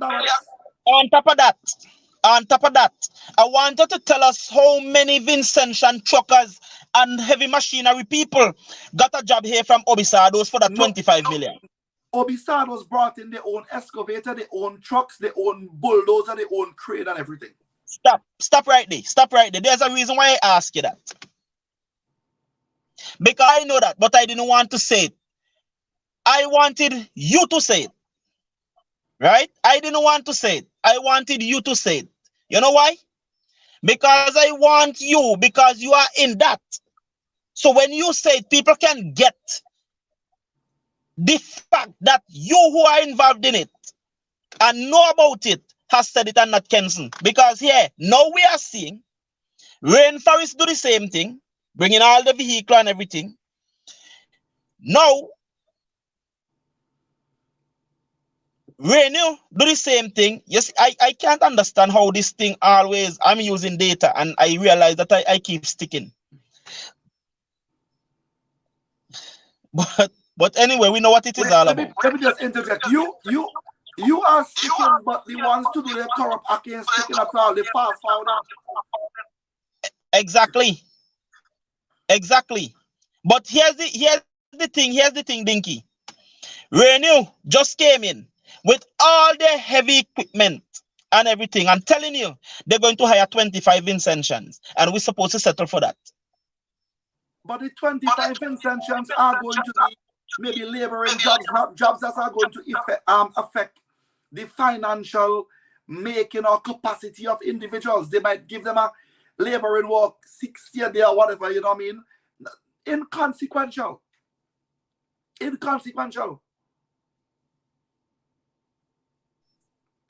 That is why I made the point. That's exactly why I made the point, And because it's inconsequential. I want to tell you something as well. I have one truck, one buggy, a buggy, and 3 cement mixers. And you know why I say that? Because I like to call those guys with a mini excavator and say, boy, I have a month work for you. What is the best price you could give me? I'm paying you up front. I don't have a haulage truck to haul my equipment, and an excavator, buggy, an excavator, and a truck. I don't have any trailer truck, although I could have brought in one. Why? Why am I going to bring a trailer truck to move my excavator every couple of months when there are people here with that business that they could eat a food? Because Dinky Balcom and Bali does not alone make up the economy of Simmons and the Grenadines. But I have to do my bit. And the money is a multiplier effect. Because the trucker would need to feed his family. might be able to send his daughter or son to school. I am happy that I could put back something into the economy, not just paying my workers and paying the NIS, which I'm very serious about. Not just that, but to make sure that other people get something in return in the country because of an off spillage of Bali and Bali Investment Limited doing business in St. Vincent and the Grenadines. Well, that's my point, and that is why I made the point just now. They keep on bringing these entities, and if Vincentians don't realize that Ralph Gonsalves, Julian Francis, and the rest, Saboto, Carlos James, all of them, do not care one iota about them and their welfare. Look, you have indigent poverty, overall poverty, um, youth unemployment, overall unemployment, all have gone up under this ULP government. When was the last time you heard them tapping the chest in the House of Parliament about bringing down poverty, about bringing down unemployment? And instead of providing those things, because we look that quarry, that fishing industry and everything, they're talking about a blue economy, but yet they only have $300,000 to give to fishermen here. As Dr. Friday said, I can't even paint a boat. So when you're done, you take all the millions, you take our resources, give them away to these people who come 15 years, 30 years, pay no tax, getting all of their stuff coming here duty free. They don't have to hire much Vincentians. So therefore, we're losing on all fronts. We're losing our resources, we're losing money, and people, we keep on cultivating poverty. So tell me why Vincentians are sitting down and wanting the opposition to do something again? Why are they not standing up to the damn government and say, listen to me, government, we put you there to look out for our interests financially, physically, emotionally, mentally, economically, all of the leads. And you sit down and keep on blaming the opposition. What is the opposition doing? What is the government doing? What are you, the people, doing? Listen to what Mr. Balcom is saying here tonight. Listen to the kind of food being boxed out of his mouth and in extension out of your mouth. Because when a Vincentian company does not get these kind of contracts and so forth, and an outsider come and get it, what thing happen? They bring their workers, they bring their equipment, you no work for you. That's the point. Kenton, what I'm going to say here might sound inconsequential and a joke, but my mother said to me some years ago when she came to St. Vincent that she could definitely see things are bad because look, people selling fat pork on the street, and she never heard of that in her life. Fat pork, people selling. I know you used to, when we coming down to Argyle, they used to sell a little grape and thing in the bag, these little children for school now, school children. But big people now, adults, are selling fat pork in the streets of St. Vincent and the Grenadines to try to make a living. It's the most juice now. Pork is joke. Fat pork is joke. But Kenson, it's the most juice now. And sandwiches you see going around town in the morning, man, I beg you, could you like a sandwich, buy a sandwich, juice, beet juice. I mean, it's a good industry, but the industry was born out of poverty and the fact that people cannot get employment. So there's a necessity is the mother of all necessity. Exactly. Now that I go to that, Dr. Friday went and visited the quarry. Went and visited North Leeward and the quarry. On his way, he decided to buy some roast corn, which is something that all of us love. All of us love our roast corn. So Dr. Friday stopped, and in his usual and thing fashion, he went and he bought a roast corn from the people and he advertised the business. Come on, anywhere we go, anybody who could get a little push from a celebrity, from a politician or somebody, they will take it, they're glad for it. Correct. You know what I mean? Because it bring attention to your business. So look, I know of businesses in America there, where you are. They will tell you, oh, we have this area here. This is the Obama Lounge. Even here in St. Vincent, I know of where this food place name talking about they have the Obama Lounge. But you have places in America where you have actual presidents have visited, and because of that, Of course. And the president said this food good. It has a following. They have a following. Definitely so. So you have the leader of the opposition. Now, let me not say the leader of the opposition. You have the majority leader, the majority political leader of St. Vincent, going to an entrepreneur to support their business and say, hey, boy, this is one of the best roast can they could get, come and support this business. Julian Francis, who's so damn thief, and producer wanted to start to put up those bank papers for me, please. Let people see. Back in 2009, yeah, Julian and them have a right to behave how them a behave. So me and Julian know. Yeah, Julian has a right to behave how he behaves because he could thief and con and take as much money as he want. Over 10,000, go to the bank and nobody will question him. Yeah, nobody will, and not just 20,000 EC, 20,000 US. He, Eloise, all of them, they could go change this big lump sum of money and nobody will question it. Nobody will ask them where they get money from. Yeah, because nobody dares ask them where they get it from. When they have the family controlling the finances of the country for how much years? Kenson, let me ask you a quick question. I don't mean to interject.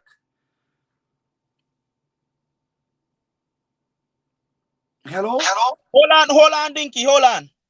You see this here we're seeing on the screen here, people? I want you to take a good look of it. Take a good look at it. Take a very, very good look at it. You have more to come. Take a look at that and see why Julian and them could get on how they get on. Remember, Julian had made a vow and say he never will be poor again, you know? Yeah? Take a good look at these slips here. Take a good look at them from 2009. Look at the kind of monies we're talking about. These people went to the bank to change and deposit. US. Kenson, yeah? I want to ask the general population and yourself and Adrian and all those listening, even in the diaspora, to make a comment on what I'm about to say. Who was the Minister of Transport for 20 years? Thank you. Julian. Why have they become now Minister of Port Authority? Because I did the money there. I did the money there. Anywhere money there, I could decipher that. There's $500 million to be spent on the port in Bottom Tongue. Or you ask yourself that question. Hold on, Dinky, you're late. That done company rant already. Let me say something. And I say it here without any fear. And me I say it bold. Julian is an old damn con man who tried to con 2 banks. Yeah?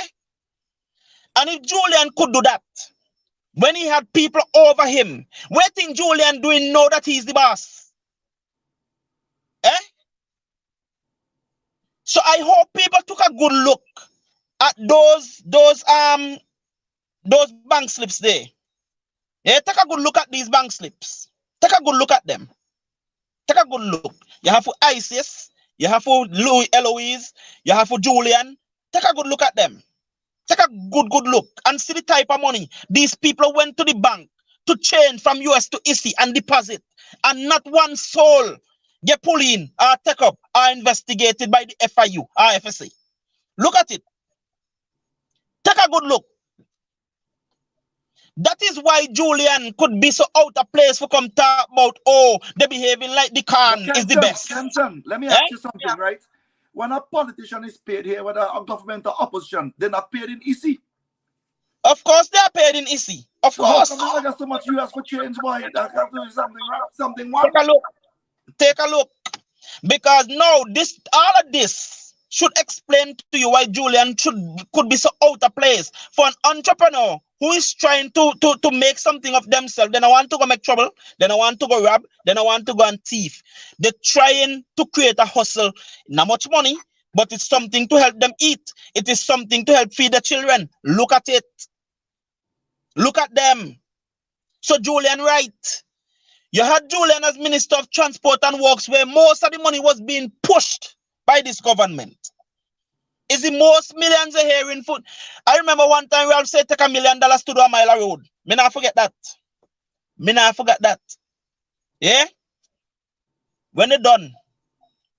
Now that they talk about port and so forth, all of a sudden, Julian become the caretaker for Grenadines Affairs. Hey, how much millions they now put in the budget for Grenadines Affairs? When Snag should shame.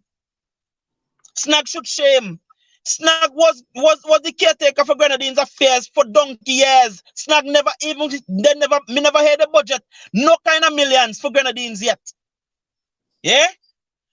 But Julian all of a sudden become caretaker for Grenadines Affairs. Is millions in the budget for Grenadines. Yeah? All of a sudden, they know about the Grenadines. Now they talk about port. They put Julian in charge of that. For how much hundreds of millions. Look again. Who they put in charge of where all the money supposed to go. Julian. Thank you. Circle give them. Yeah? Circle give them. Watch good. Take a good look. Yeah? This is the kind of thing that keep happening. So imagine. Yeah? Imagine. All of this happened back in 2009. What thing happening since then? Julian always this is something that all you need to realize. These people always bring anything financial late. Yeah? I was listening to his press conference and he said something, but I will get back the clip where he was talking, where he was literally trying to throw things in the NDP face. Imagine our audit that is supposed to be yearly. We can't get that. And Julian was so out of place enough for contact, but he know when the 2016 audits were laid. In 2022, the 2016 audits were laid. That would have catch Godwin Friday. Imagine that should vex anybody and catch anybody. Eh? So when I said this government is corrupt and they should be charged for blasted corrupt behavior in public office, Ralph Wafu come tell me, bossu, eh? And you have all of these things happening out here. Eh? You have, hey. Let's wrap up with Dinky. It's late. Remember, he has a turn to put to bed. So yeah, so Mr. Balcom, thank you for coming on. And so forth. I hope to have you on again. I know if I call on you, you'll be there and so forth. But I have some other things I'm going to deal with. So thank you very, very much for coming on here and putting your stuff out there so people can get a perspective as to the kind of corruption and nasty behavior that goes on here when it comes to giving of contracts and all of these things here. So thanks a lot, buddy. Thank you so very much, Kenson. It was a pleasure being on the live. Anything at all that the people need to ask, they could ask it through you, and I'll be glad to respond in writing. It's not a problem at all. Thanks again, brother. We have to really take this thing very seriously, and we have to look out for our country. Politicians come and politicians go, but the nation of St. Vincent and the Grenadines will be there forever. We came and met St. Vincent. We're here now in St. Vincent, and we will die and leave St. Vincent. But we have to leave it for our future generation so that they could enjoy. You know, they could enjoy. I'll make this last comment. If you look at, a lot of these foreigners who have been given marijuana licenses, it hurts me. You know why? I remember as a child, a lot of people who I knew, they weren't my friends. But somebody, father said, boy, they're going to lick a shot. Lick a shot meaning they're going on a boat to mule marijuana. People never came back. A lot of people died in the mountains, killed by police, etc. Our people, our sons and daughters of the soil, Vincentians. Now, people think that there's gold in the marijuana industry. Foreigners come again, just like colonialism. You think that there's money in slave trade in Africa, so you enslave people. You think that money is in the cotton, so you enslave people to grow cotton, etc. Same thing. I don't know why we don't love our own. Because I don't know when our political careers are finished as well. All the politicians in St. Vincent who I know, they are Vincentians. I don't know if they plan to live somewhere else besides St. Vincent, because when you don't do the country and people, all kind of manner of evil, You know what do you think? How do you think people are going to view you when you're not in power, when you don't have that political power behind you? What is going to become of your existence? I'm asking myself. If Well, people Dinky, are not of this reality cancer. well, Dinky, if they don't want to learn and they don't want to see it, that's them. Yeah, that's for them to sit down and talk about with their conscience and their own mind. Yeah. So, my brother, thanks again for Thank coming you on. so much. So I'll talk to you a little later. Thank you. God bless All you. right, brother. Bless. So here we are. Right? So I'm happy you all could look at all this corporate. Look at that. Take a look, take a close look at these things here. Take a close look. Yeah, take a close look at them. Yeah, this is the kind of thing that is happening here. So one set of people alone must make money and live big and be able to invest here in St. Vincent. Remember, Julian had said that Ralph told him that, oh, a Portuguese they be, and I only Portuguese know how to spend money. I see somebody said just now that snag can't spend money. You're right. You're right. Because Julian said Ralph say only Portuguese alone could spend money. Yeah? Take a look at what has been circled there. Take a look. Yeah? Look at the names of who been changing these exorbitant amounts of US. Yeah? And not one soul get pulled in by the bank. I remember that $1 million in the briefcase. You remember that briefcase issue? I remember it. Think back to that time. That was the same time. Think back to it. Yeah? You go to the bank with $8,000. Though you have a limit of $10,000. But you go to the bank with $5,000 to $8,000 cash to deposit. And it's the most questions where you get it from. Who you rob, who you thief from, who you kill. Eh? What kind of unscrupulous behavior were you in to get $5,000 or $8,000? But these people somebody could come with $1 million US in a briefcase to the bank and walk out without the police or anybody being called. Then all of a sudden, a whole heap of US start to get change in the bank and not a sound. Not a sound. Eh?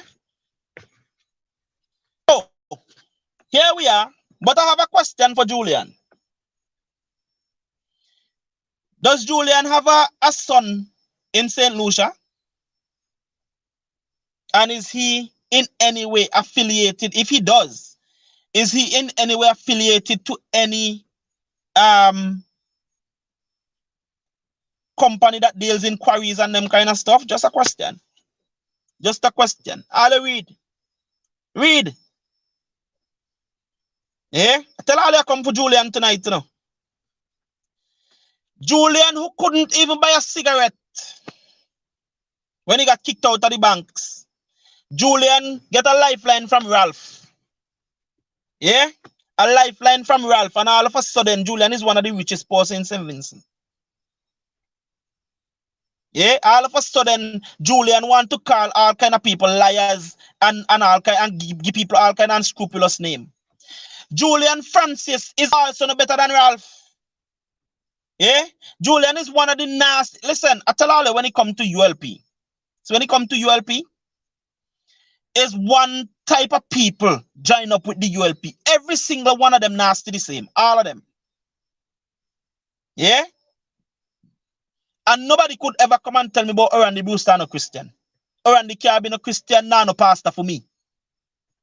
Because he sits there among them in the seat of darkness, in the seat of the scornful, in the company of sinners, knowing what they plan, knowing what they do, and still sit there because it's lucrative to your pocket. If you got the Christianity, if you got the morality, if you got the ethics. So who could come tell me about Randy a Christian? Eh? Julian is as nasty as Ralph when it comes to women. You want an example? An information officer of the API went to Julian some years ago to do an interview. And me a call him name Brave, Julian Francis. Sue me, Julian. because of why you carry me code. I challenging you now. You remember after that interview, Julian, what happened? You remember you tried to go and bust a kiss pant up the young lady? Eh? You remember that, you nasty self? And the young lady had to push you off and give you some good word? You remember that, Julian? Because I believe everybody is for sale. I believe that everybody I could try yourself pan. Because he had those who decide to throw their morals and their ethics, their proper upbringing out the door. All in the name of money. All in the name of wanting to send me a brush one politician. All in the name of wanting to have a name while getting nothing. Eh? Julian should have been charged for sexual assault. Julian Francis sexually assaulted an API officer who went to do an interview with him. Yes, Julian, and me know you're the prayer. So me call your name because me know you go here. Yeah? Me know you're the prayer, so. Me don't know whose profile I decide to use this time, but me know you're the here. So me call you a nasty sexual predator. You, Julian. Yeah? Come for me. Yeah? I wouldn't call the name of the young lady because you know who it is, Julian. You, Julian Francis, know. But I wouldn't say it to the public. But I waiting because you are just bright. And I just like to come contact about people say this and people say that and I go so. Come. Yeah? Come. Yeah? So I want you, Julian, to come here. Yeah? Again, I'll ask the question. Does Julian have a son in St. Lucia? And if he does that son have any kind of connection to any entity that deals in quarrying and them kind of stuff? Just a question. Just a question. But Julian Francis believes that he has come such a long way after falling from grace. And hey, I usually hear people saying, "Oh, the NDP in and it is in opposition for 20 years. That mean Godwin Friday week. That mean Eustace be weak, this, that. So all the thing Ralph be strong. Let me put something into context for all you. And Ralph Adam is so good at mind bending you Vincentians and their supporters and putting things out there because yeah, they don't start about NDP her mind benders, NDP use this, NDP use that. ULP her mind benders. They are people who put things out there for all to consume. And after a while, it's sticking all your brain. Like, for example, education revolution, this revolution, that revolution. And I'll keep thinking along that line. Roadblock revolution. There was no roadblock revolution. What Ralph Gonsalves is good at is hijacking and making himself look like a part of you.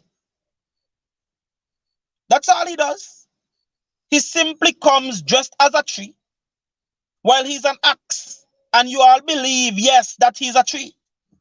And while he keep cutting all the down, keep making all the suffer, all you still believe that because he handle make from wood that you want all you. Yeah? Let me say this. Ralph Gonsalves has no love for all you. Ralph hijacked the movement and with the backing of a bank. Again, I said last week, but let me remind all you and I will continue to remind all you. With the backing of a bank. Yeah? Ralph was able to help to sustain the protest of the unions and so forth while hijacking them. Ralph started to make promises to you, the people, way before he got into office. And when he got into office, he did not fulfill them and tell all you that he don't change his mind since before he got into office. And all you still wondering if Ralph had tell all you lie. Eh? He promised teachers 30% increase in salary. After an unprecedented 16% was offered by the NDP. But the people said, no, we want change and we're pushing for change. So what is so hard now for you, the people, the same people, to come now and stand up to Ralph and the ULP and say, we want change, we need change, and we're going to stand up for change? Why are you waiting and talking about all the waiting on the NDP? Or are you waiting on Dr. Friday? Dr. Friday said it best today in his address. He said, stand up and talk, and I will join my voice to yours. All are we come together, we had the power. What else better than that you want? Belch out your voice and he will lead you. You want a leader? There's a leader there. He's standing up ready and waiting to lead. But it's for you all to line up and follow. Which one of you want to be out there leading, and when they watch back behind, who you think you're leading is not there, and somebody watch you and laugh and make fun of you 1 time, 2 time, 3 time, 4 time? What? Eh? Until you Vincentians get up and decide that this is what I want and I'm going to go for it, come hell, come high water, then you see what is happening in Canada? Right now, Justin Trudeau and the whole government going crazy because they don't know what to do. Because they know if they get too heavy-handed at the people, they look bad. They do nothing, they still look bad. And the people are standing up to them and reclaiming their power. What hard for Vincentians stand up and reclaim their power. St. Vincent hard to bring to a standstill, you know. Nurses decide to stand up. Lab technician decide to stand up. Customs and so forth decide to stand up. That's it. Teachers decide to stand up. That's it. Why do you think Ralph has to now look to ban the people? Then bring a whole set of they bring teachers into the service who don't know the tail from the elbow. People, children suffering. The same teachers who they sent home, say that they're not vaccinated and should not be in the schools, are the same teachers doing tutoring, doing evening classes with the same children. Same ones of them. Eh? Now look, they come and laughing at all again and tell all you the home test of them, they're not recognized. Same thing with just a month ago, they've been telling all you must use. They're telling you now the home test are then recognized. All you realize the stupidness these people there. Eh? You don't know that if all you come out and stand up, Ralph has to reinstate every single worker. Eh? You guys have the power. The power is in your hand. Stop waiting on a politician or somebody to come lead you. Stand up. Stop giving your power to politicians. You stand up. You, the people of North Leeward, when are you going to start to act? Listen, this is not just North Leeward. This is St. Vincent. And to tell you that no environmental impact assessment was done. All of these things that big talk about here tonight. If an environmental impact assessment was done, all of those things would have been known. Look, and I say thank God for Sharma again. Sharma pulled up a map of St. Vincent to show the protected forest reserves of St. Vincent. You want to see just how much no environmental impact assessment was done? The forest reserves are so close. You see down in Richmond where they're going to do blasting. When they tried to tell all you that no blasting was going to take place, look, the people of them come and tell they're going to be using dynamite. And not just that. When they tell you about so you have blasting on one end, and they're going to have fracking on the other end. All you know what fracking be? People, if all you don't understand what fracking is, Fracking, go and look up fracking. Go and see why in Iceland and those places they have banned fracking because of what it does. I spoke about fracking on here over a year and some ago. And tell all you what fracking does to the environment, what it can do to your water table.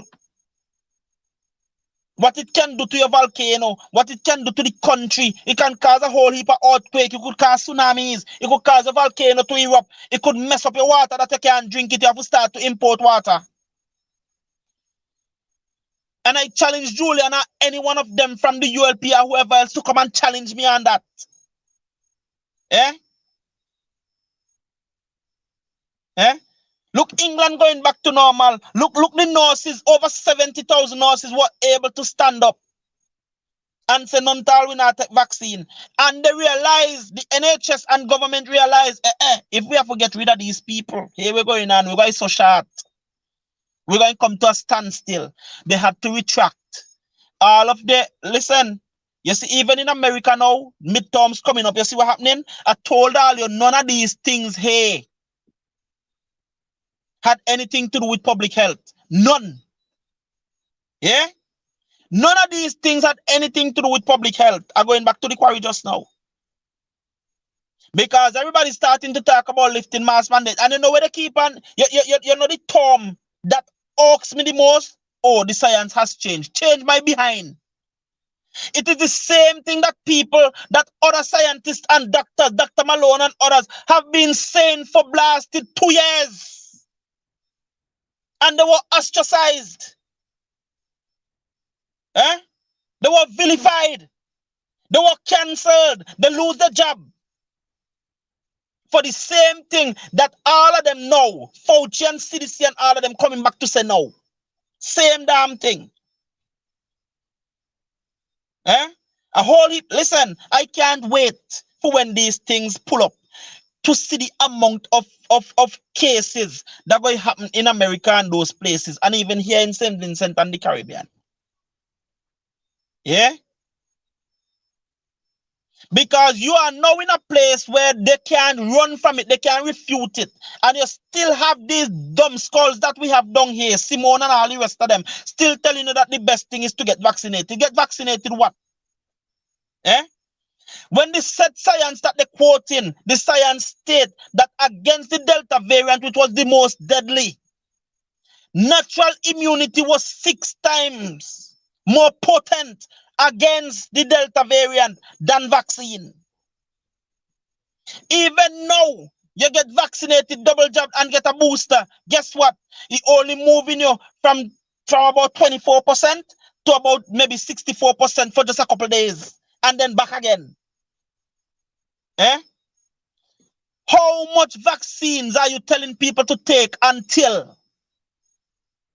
Eh? No, I'm not telling nobody not to take.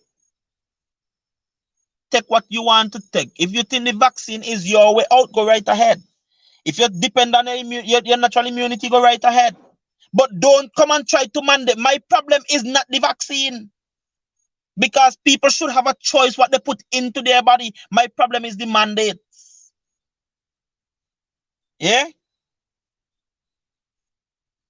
My thing is the mandates. And the boosters are not working. Omicron come and kick all of them butt. And guess what? Omicron come and it kick everybody. And guess what? Your natural immunity shows that it's standing with Omicron. Eh? You see what I'm saying? So at the end of the day, base stupidness, all of them, man. All of them. But let me see. Back to the quarry.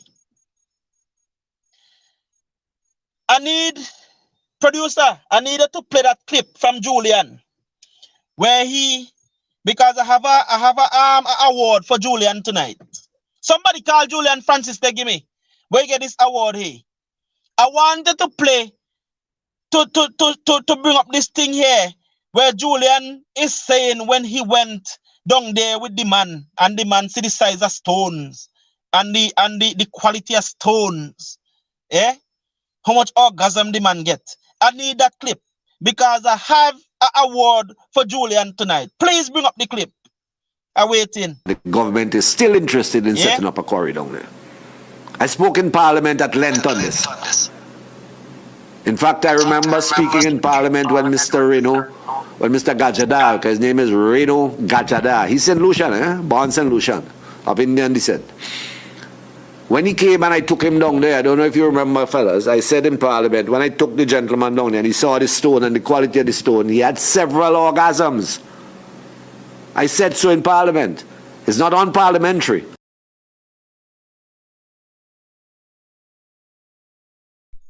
Wavy, play that again. Play that again. I want Wavy get it. I want the rest of the world to get it. Play that for me again, producer. I want that again. I have an award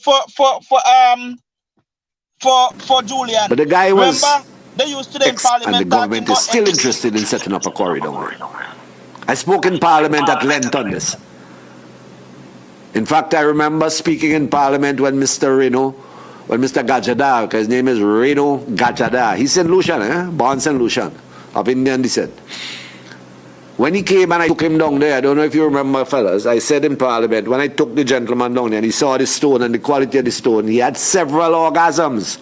Saw the stone and the quality of the stone, he had several orgasms. When I took the gentleman down there and he saw the stone and the quality of the stone, he had several orgasms. When I took the gentleman down there and he saw the stone and the quality of the stone, he had several orgasms. When I took the gentleman down there and he saw the stone and the quality of the stone, he had several orgasms. When I took the gentleman down there and he saw the stone and the quality of the stone, he had several orgasms. When I took the gentleman down there and he saw the stone and the quality of the stone, he had several orgasms. Thank you, producer. So, Julian, all of them Star FM and all they like to give awards. Please, producer, bring Julian across here to accept his award. And Julian's award is the Man Orgasm Counter. Yeah? Julian has the award for the most man orgasm counting. Yeah? He could tell you how much orgasm the man gets. So that is Julian's award tonight. Yeah? Please present Julian to the rant tonight. Thank you. Yeah? Please. I beg of you. There you have it. I tell all you. The man has his award, man. Yeah? So Julian, Tuesday, when you go on radio, give yourself a round of applause. Yeah? For having the award of the Man Orgasm Counter. Yeah? That is your award.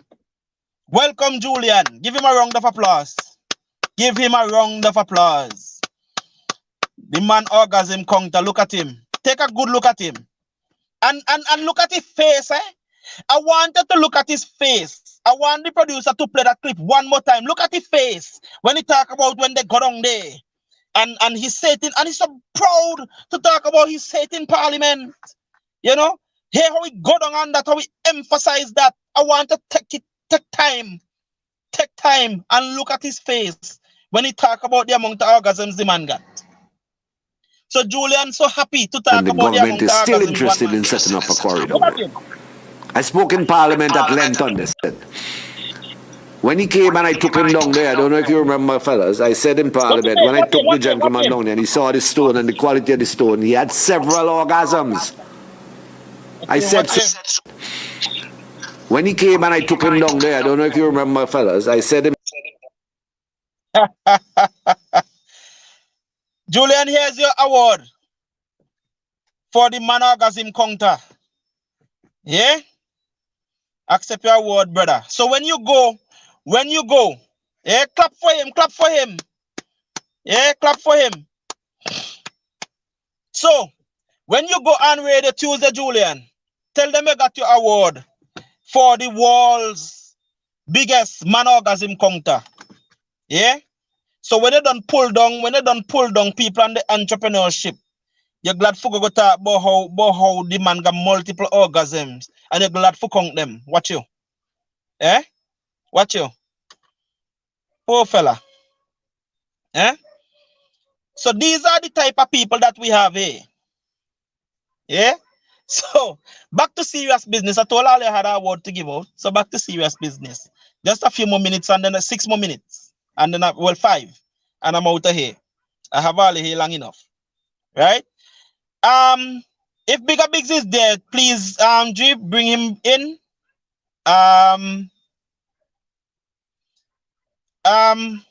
Biggs, if you're there, I want to give you this 5 minutes to come and really tell people about the price of aggregate and what Vincentians are going to be missing. You think it's a thing that's fun? Eh? Yeah? It's fun if we call Bigger Biggs now. Oh, Lord. Well, he told me he would have been listening. And so when Yes, I he's call on him, he listening would have half the come in. time. His phone, I had to phone him directly earlier. Oh. So Well, I had to call him back. right, please do let me give him the 5 minutes and let him explain. Next time I had him mad woman wondering who calling him this only. And him at the guys being up enough. Mind him at bigger one beating him. There no problem. So, people, so here it is that we are leasing lands to this foreign entity. Good quality farmlands to be destroyed for $1,000 per month. Yeah? For how much acres of land? $1,000 a month. Less than what some people pay for rent for a house or for an apartment. Yeah? And Julian is so bold faced to come and tell her like it's a good thing. Oh, we're making $14. Hey, Bigger. Bigger, your mic is muted. Unmute your mic. Okay, Bigger, go ahead, sorry. Yeah, buddy. Yes, so I brought you back in. Aggregator. Yes. I And wanted to give them the price and what we will be missing. Where's the consent? No, I was saying I wanted to give the people the price of aggregate and what St. Vincent will be missing pertaining to the sweetheart deal that Reno has gotten. Yes, okay. You know, Kenton, and I say maybe I was prepared for time like now, eh? Now, I heard Julian today, and I know he was referring to me, but Julian, you could call my name. Kenton, say you're here listening, you could call my name. I know you was trying to speak about liquor. Well, this is me and liquor. You could call me name, Julian. Yes, I am the one who let Vincentians know that those aggregate that you all are going to export from St. Vincent, don't look at it in any issue prices. Aggregate, cement, bitumen, and all those type of things, those kind of commodities, and many other commodities are quoted in US currencies. Black, you just import black also too. You know, they get black, issue money. You could convert the issue money, but you have to pay them in US. Aggregate are sold out there based on the quality in terms of weight.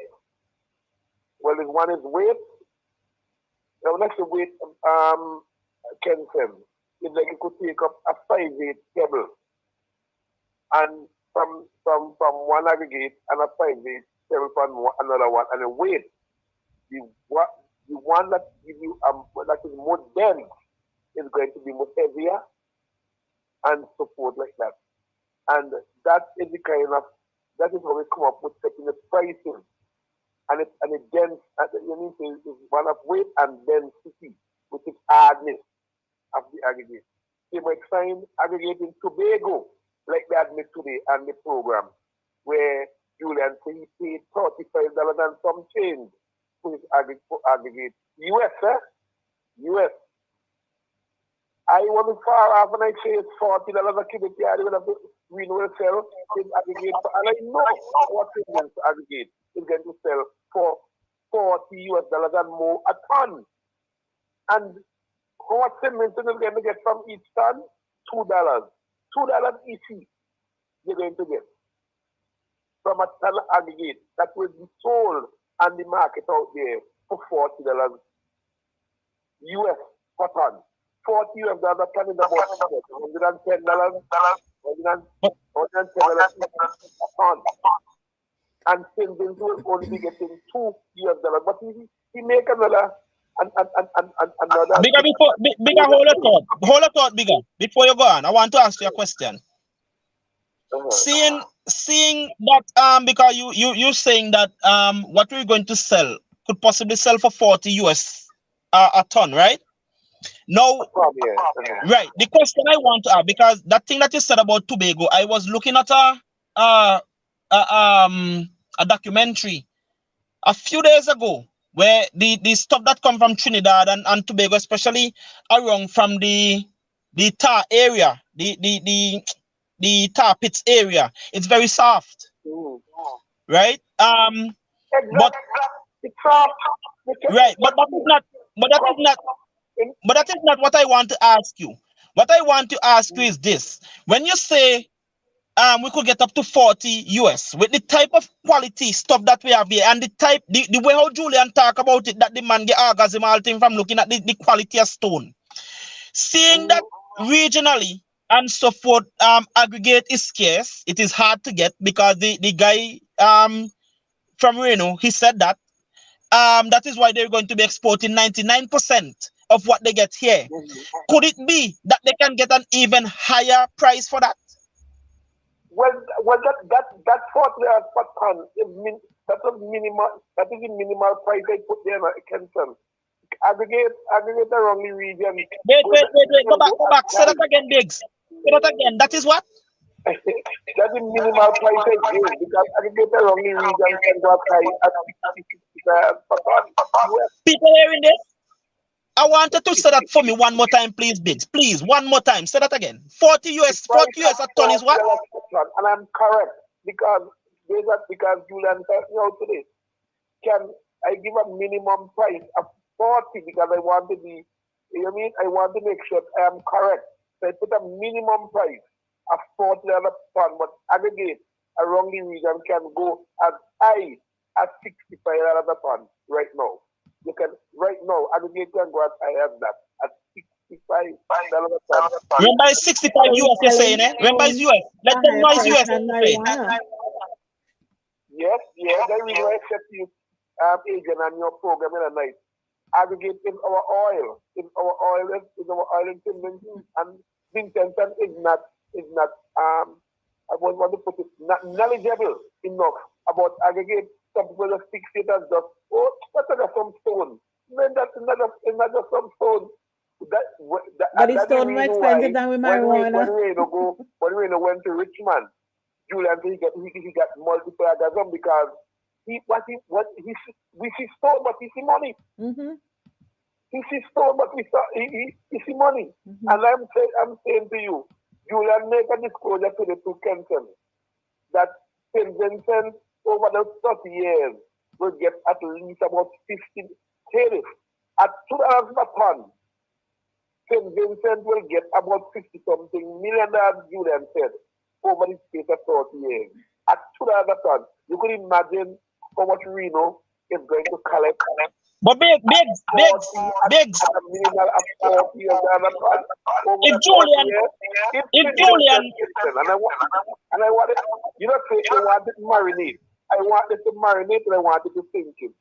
If at $2 per ton, St. Vincent is estimated to collect about $50 million. At $2 per ton, you could imagine how much Reno will be collecting at $40 minimal US a ton. But Biggs, here's the thing. When Major gave his little maths, we ended up basically getting about $360,000. Right? In all. In the rent. Right. In the rent. But I'm saying. No, I know. Major didn't give what will actually come to convention from the $2 per ton to much. What Major was given is the total amount in terms of renting of the $1,000 a month over a 30-year period, which is about 200 and something. So that was on the rent.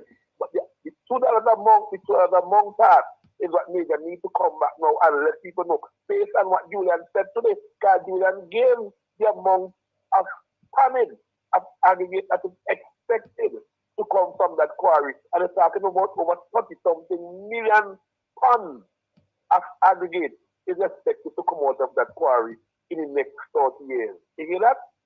30-something million tons of aggregate, based on what Julian said today, is expected to come out of that quarry. you could see the amount of money.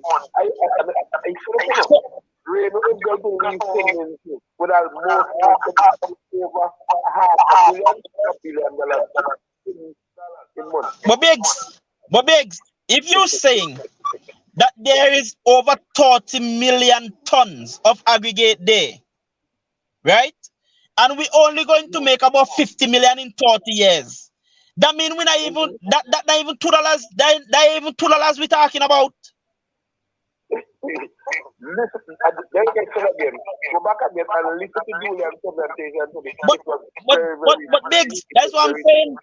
So we're not even going to be getting $2. No, exactly, because 40 million, over 40 something million ton of $2 ton is over 60, should be about 60 million. 60 to 70 million based on the 45 million ton. But that's my point. That's my point. And imagine when you're going to be selling the aggregate in US, but we're taking money in EC. How that makes sense?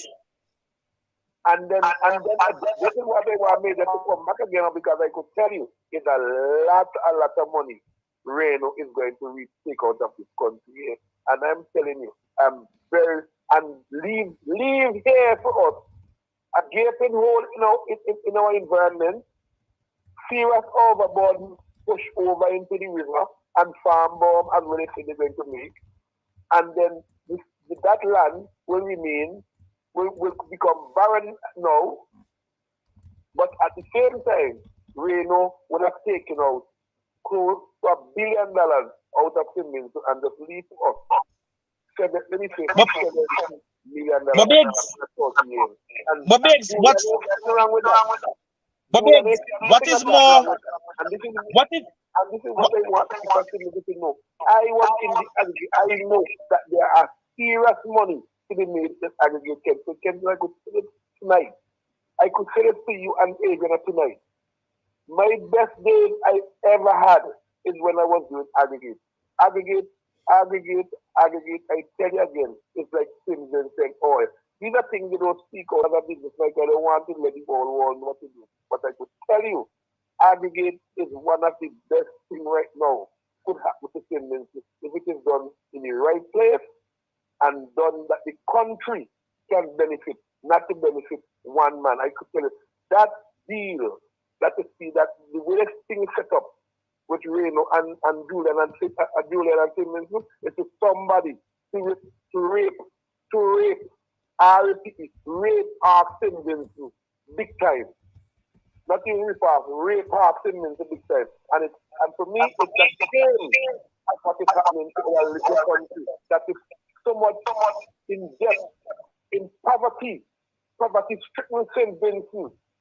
And then you have somebody come in here and could take out this amount of money from a little country like ours and leave us hanging when we finish. It's a shame. Biggs, just before we go, here's the slap to the face.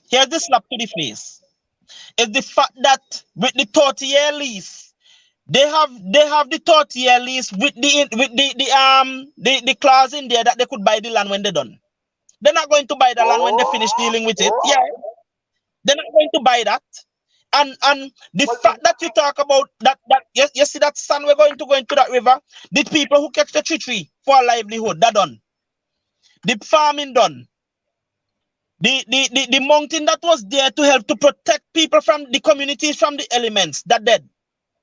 So you want to tell me what kind of environmental impact assessment could have been done and miss all of that? We look stupid? No, exactly. Eh? How stupid does Julian and them believe every Vincentian is? No, Kenton is them alone who have sense and it's them alone who no money. You know what I mean? It's them alone who have sense and it's them alone who no money. Black people don't know money. And I'm telling you, I'm very, very so sad.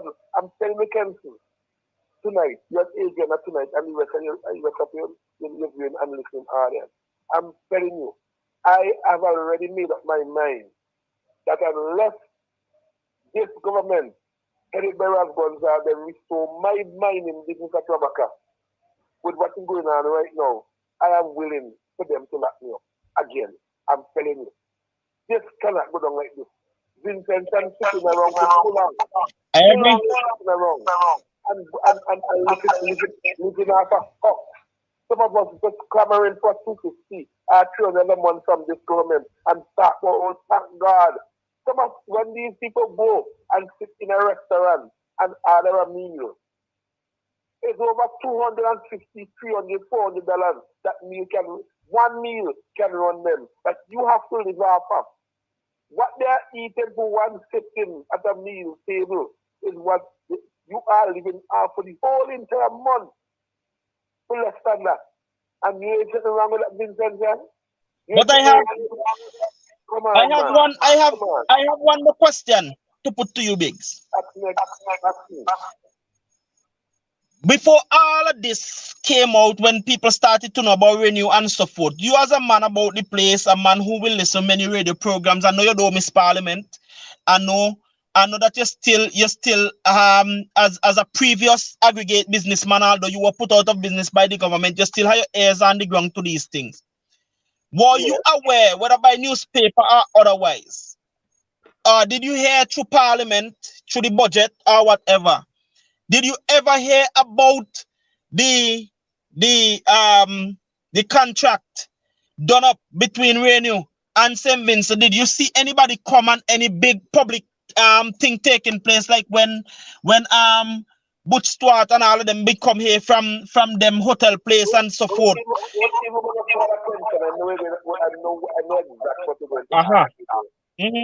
If to cool James in him, who I listen and pick up some information, like he is also environmentalist also too. If he who's supposed to have an idea about AIA and all that happened, did not even know his cocoa field was going to begin to rip apart by heavy equipment. He did not even know. He was not the one who had a farm there. Other farmers did not even know what was going to happen there. If maybe we'll get to know Kenton. Kenton before, if that night when Kent and Chan released the news, the video, I was in a maze, I was in a shock. People saw those brand new equipment, brand new, as the Kenton say. Some of them even the controls and to still have on the plastic and them brand new equipment was there. Sitting since last year, people did not know exactly what they were for. But Reno knew. Reno know exactly what they were for. He knew that he was going to begin. He was just only waiting to get the green light. He get the approval this Friday evening, I believe, from planning. And by Saturday morning, that means those equipment had already been diesel up and diesel up and everything, and just waiting for ready. That he could have gotten he did not even dry yet. And the approval that he got this Friday and Saturday morning, he got rip the mountain. And when about somebody like Somoto, who I believe to myself had us apart, trying to hoodwink the people and tell them what the things going on there is not really road the man is cutting. Is because they want to make an assessment. He is could you believe? Yes, I do. Saboto. He is cutting road to see. He is cutting path to see exactly why he's going to take up the question. Yeah, but bigger, let me just throw this out there, right? Now somebody has a project they're going to start building their home. At what point do we say that the project has started? Has it started when they bring in the wherever to flatten the land, or it starts when they see they put in bricks on bricks? When the project starts, Now the minute work start on the land? The land have to start cut from the time work start on the land. Well, that too, yes. Yes. From the time you involve your architect, the project starts. There you go. The project begins from that time. Watch me. The equipment starting with that is advanced stages of the project. Okay. That's the advanced stage of the project here. You see, these people think it's full of talk and full of reality to them. They could not even see between someone who could not have even got the story right. Because Reno are going to be saying one thing. Today I heard you and saying now, based on what Reno said, that 1% of aggregating going to stay in Finland. Reno will have to sign something now because of his own utterance, because of what he said with only 1%. But I'm telling you, yeah, the problem is that they need to sign something to not disclose anymore from the project. Big boy. Big. But I am convinced that Reno is right. Big. Because of the high amount of aggregate that Reno is going to produce, I don't see how Finland will need more than 1% of rain output. Maybe during the construction stage of the port. And I can't remember this Kempton. If when Julian had his press conference, if he made one mention of the port and aggregate, because you know why? They know that is the money. That is where the money will be made for them. That port. And I telling you, one of the biggest commodities that will be used up on the port there is aggregate. Trust me a bit than that. The biggest commodity, single commodity that will be used at the port is aggregate. So maybe we might go up to 2% or 3%. Has to stay here. No, Biggs, you're missing the point there. You're missing it. Let me tell you what's going to happen. This is where now the money go get washed for going in whose pocket, because me not afraid to say them things here now. Me have an opinion from what is played before me. So you see from what is placed before me. All of that and what people getting rich. And Vincent, they're going to look at it. Oh, our port building. It's not just a port building and building Vincentians. It's over half $1 billion is going to spend there. And you have to take money storing, they're the right to just Julian. Because Julian is a banker, Julian knows how to spend money. Julian knows how to cost money. The only money. You're afraid to say Julian know how to thief? Julian know how to thief. You know, Julian is a banker, he alone knows how to spend. Yes, and Julian is a thief in banker. He's a thief in banker. Why you have to get kicked out of the bank? He's the banker. Good. So, and hear the thing before you go big. Before you go big. Before you go. Yeah. It's not a simple quarry. It's money. It's not just stone. That is serious money. Lying down in that place there. Come to Julian, said over 30-something million tons of cost aggregate is estimated to come out of that place there. Do your calculation. At $40 a ton, for 30-something million tons of aggregate, and you will have a pretty good idea of the kind of numbers we are going to talk about in this country. It's not a joke money. That is not a joke money. It's not a stone. It's not a stone. It is money.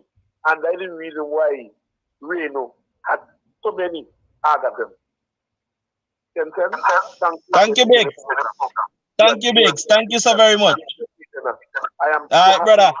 All right, Biggs. Have a good night, man. So let me say this before I go. People need to understand what is happening here. And this is not an NDP something. You see what Julian made sure did? And I warned all you, I told all of the labels who are going to come. Throw aside the labels. Don't give those labels and Julian and them no more power. I told you that was going to come. So you see, first thing that they run to, in his press conference, Julian talked more about NDP and Adrian and me and Luzette. More than he talk about the aggregate, the contract that they signed pertaining to the aggregate and what it means for St. Vincent. Julian And decided to NDP blast it over and play politics with it. Yeah? And guess what? Julian and them know that they have all. You can't add so much in the mind. Red and yellow. That he knows when he say red and yellow, NDP, ULP, people lose track and lose sight of what is important. And that is why I love that caller calling on Hot 97 some morning ago, where he said up in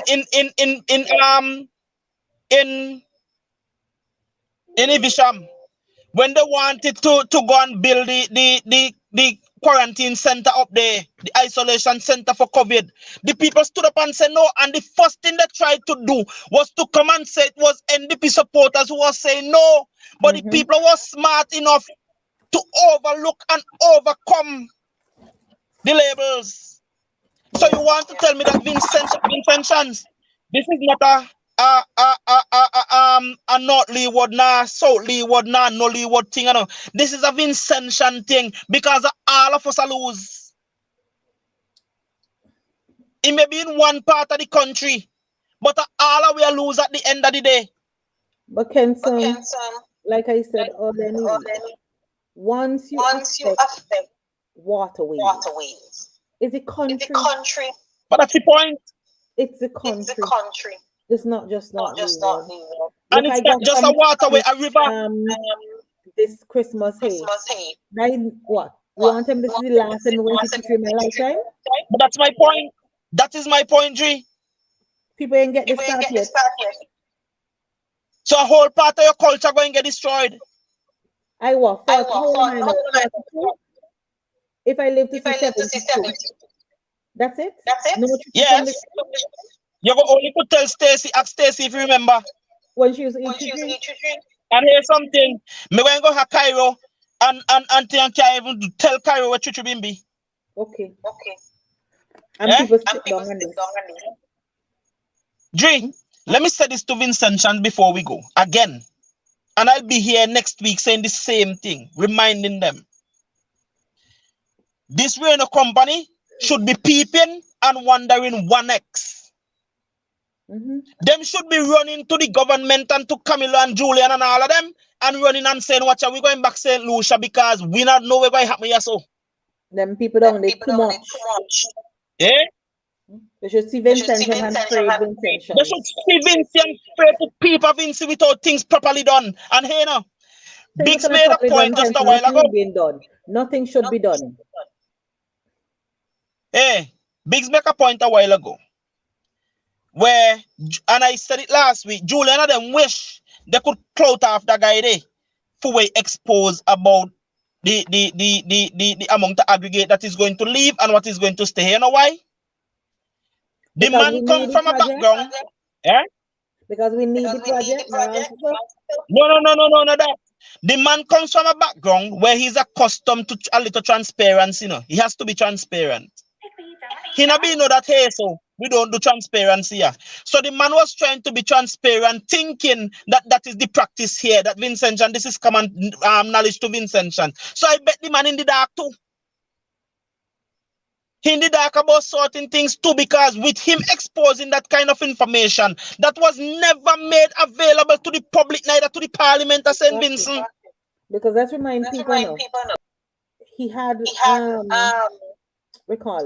permission from planning in St. Lucia to do one thing. He decided he going to do other things with the project. And planning in St. Lucia took him to court. Exactly. Planning here now. We're not giving him a planning here now.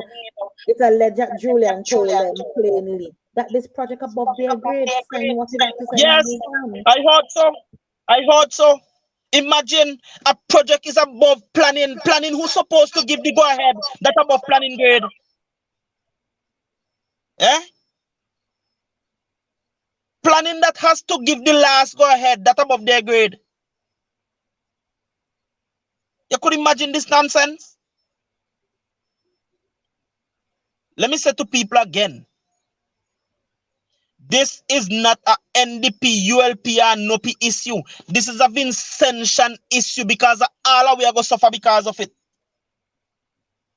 That's how much $100 millions that going to leach out of here and go to Reno alone. Because remember when Reno when Reno finish pay the lease, Reno do all the country not know again. No. And Reno doesn't owe the country anything again once they don't pay the lease. Went pay that off. But that's the point.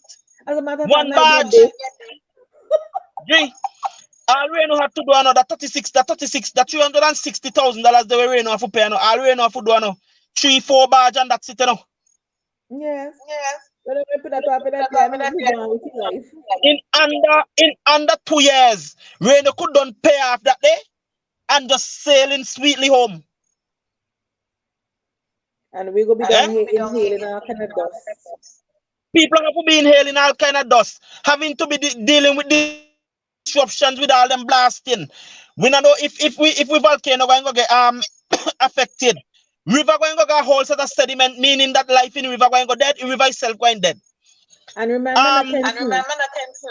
the water down there, natural habitat already destroyed by citrus. Yeah. So whatever is left is going to be destroyed by this company, you know. Yeah. And what's about the Ministry of Agriculture come and tell you about that? Because they're the ones who even tell you don't even hunt this year here gone there, this hunting season gone there, because of the kind of destruction that we had. So Reno depleted in north and rainforest depleted in the south. Yes, but not just that. Nice. You're bringing a company to go north on the other end to frack and destroy again. Okay, we're looking nice.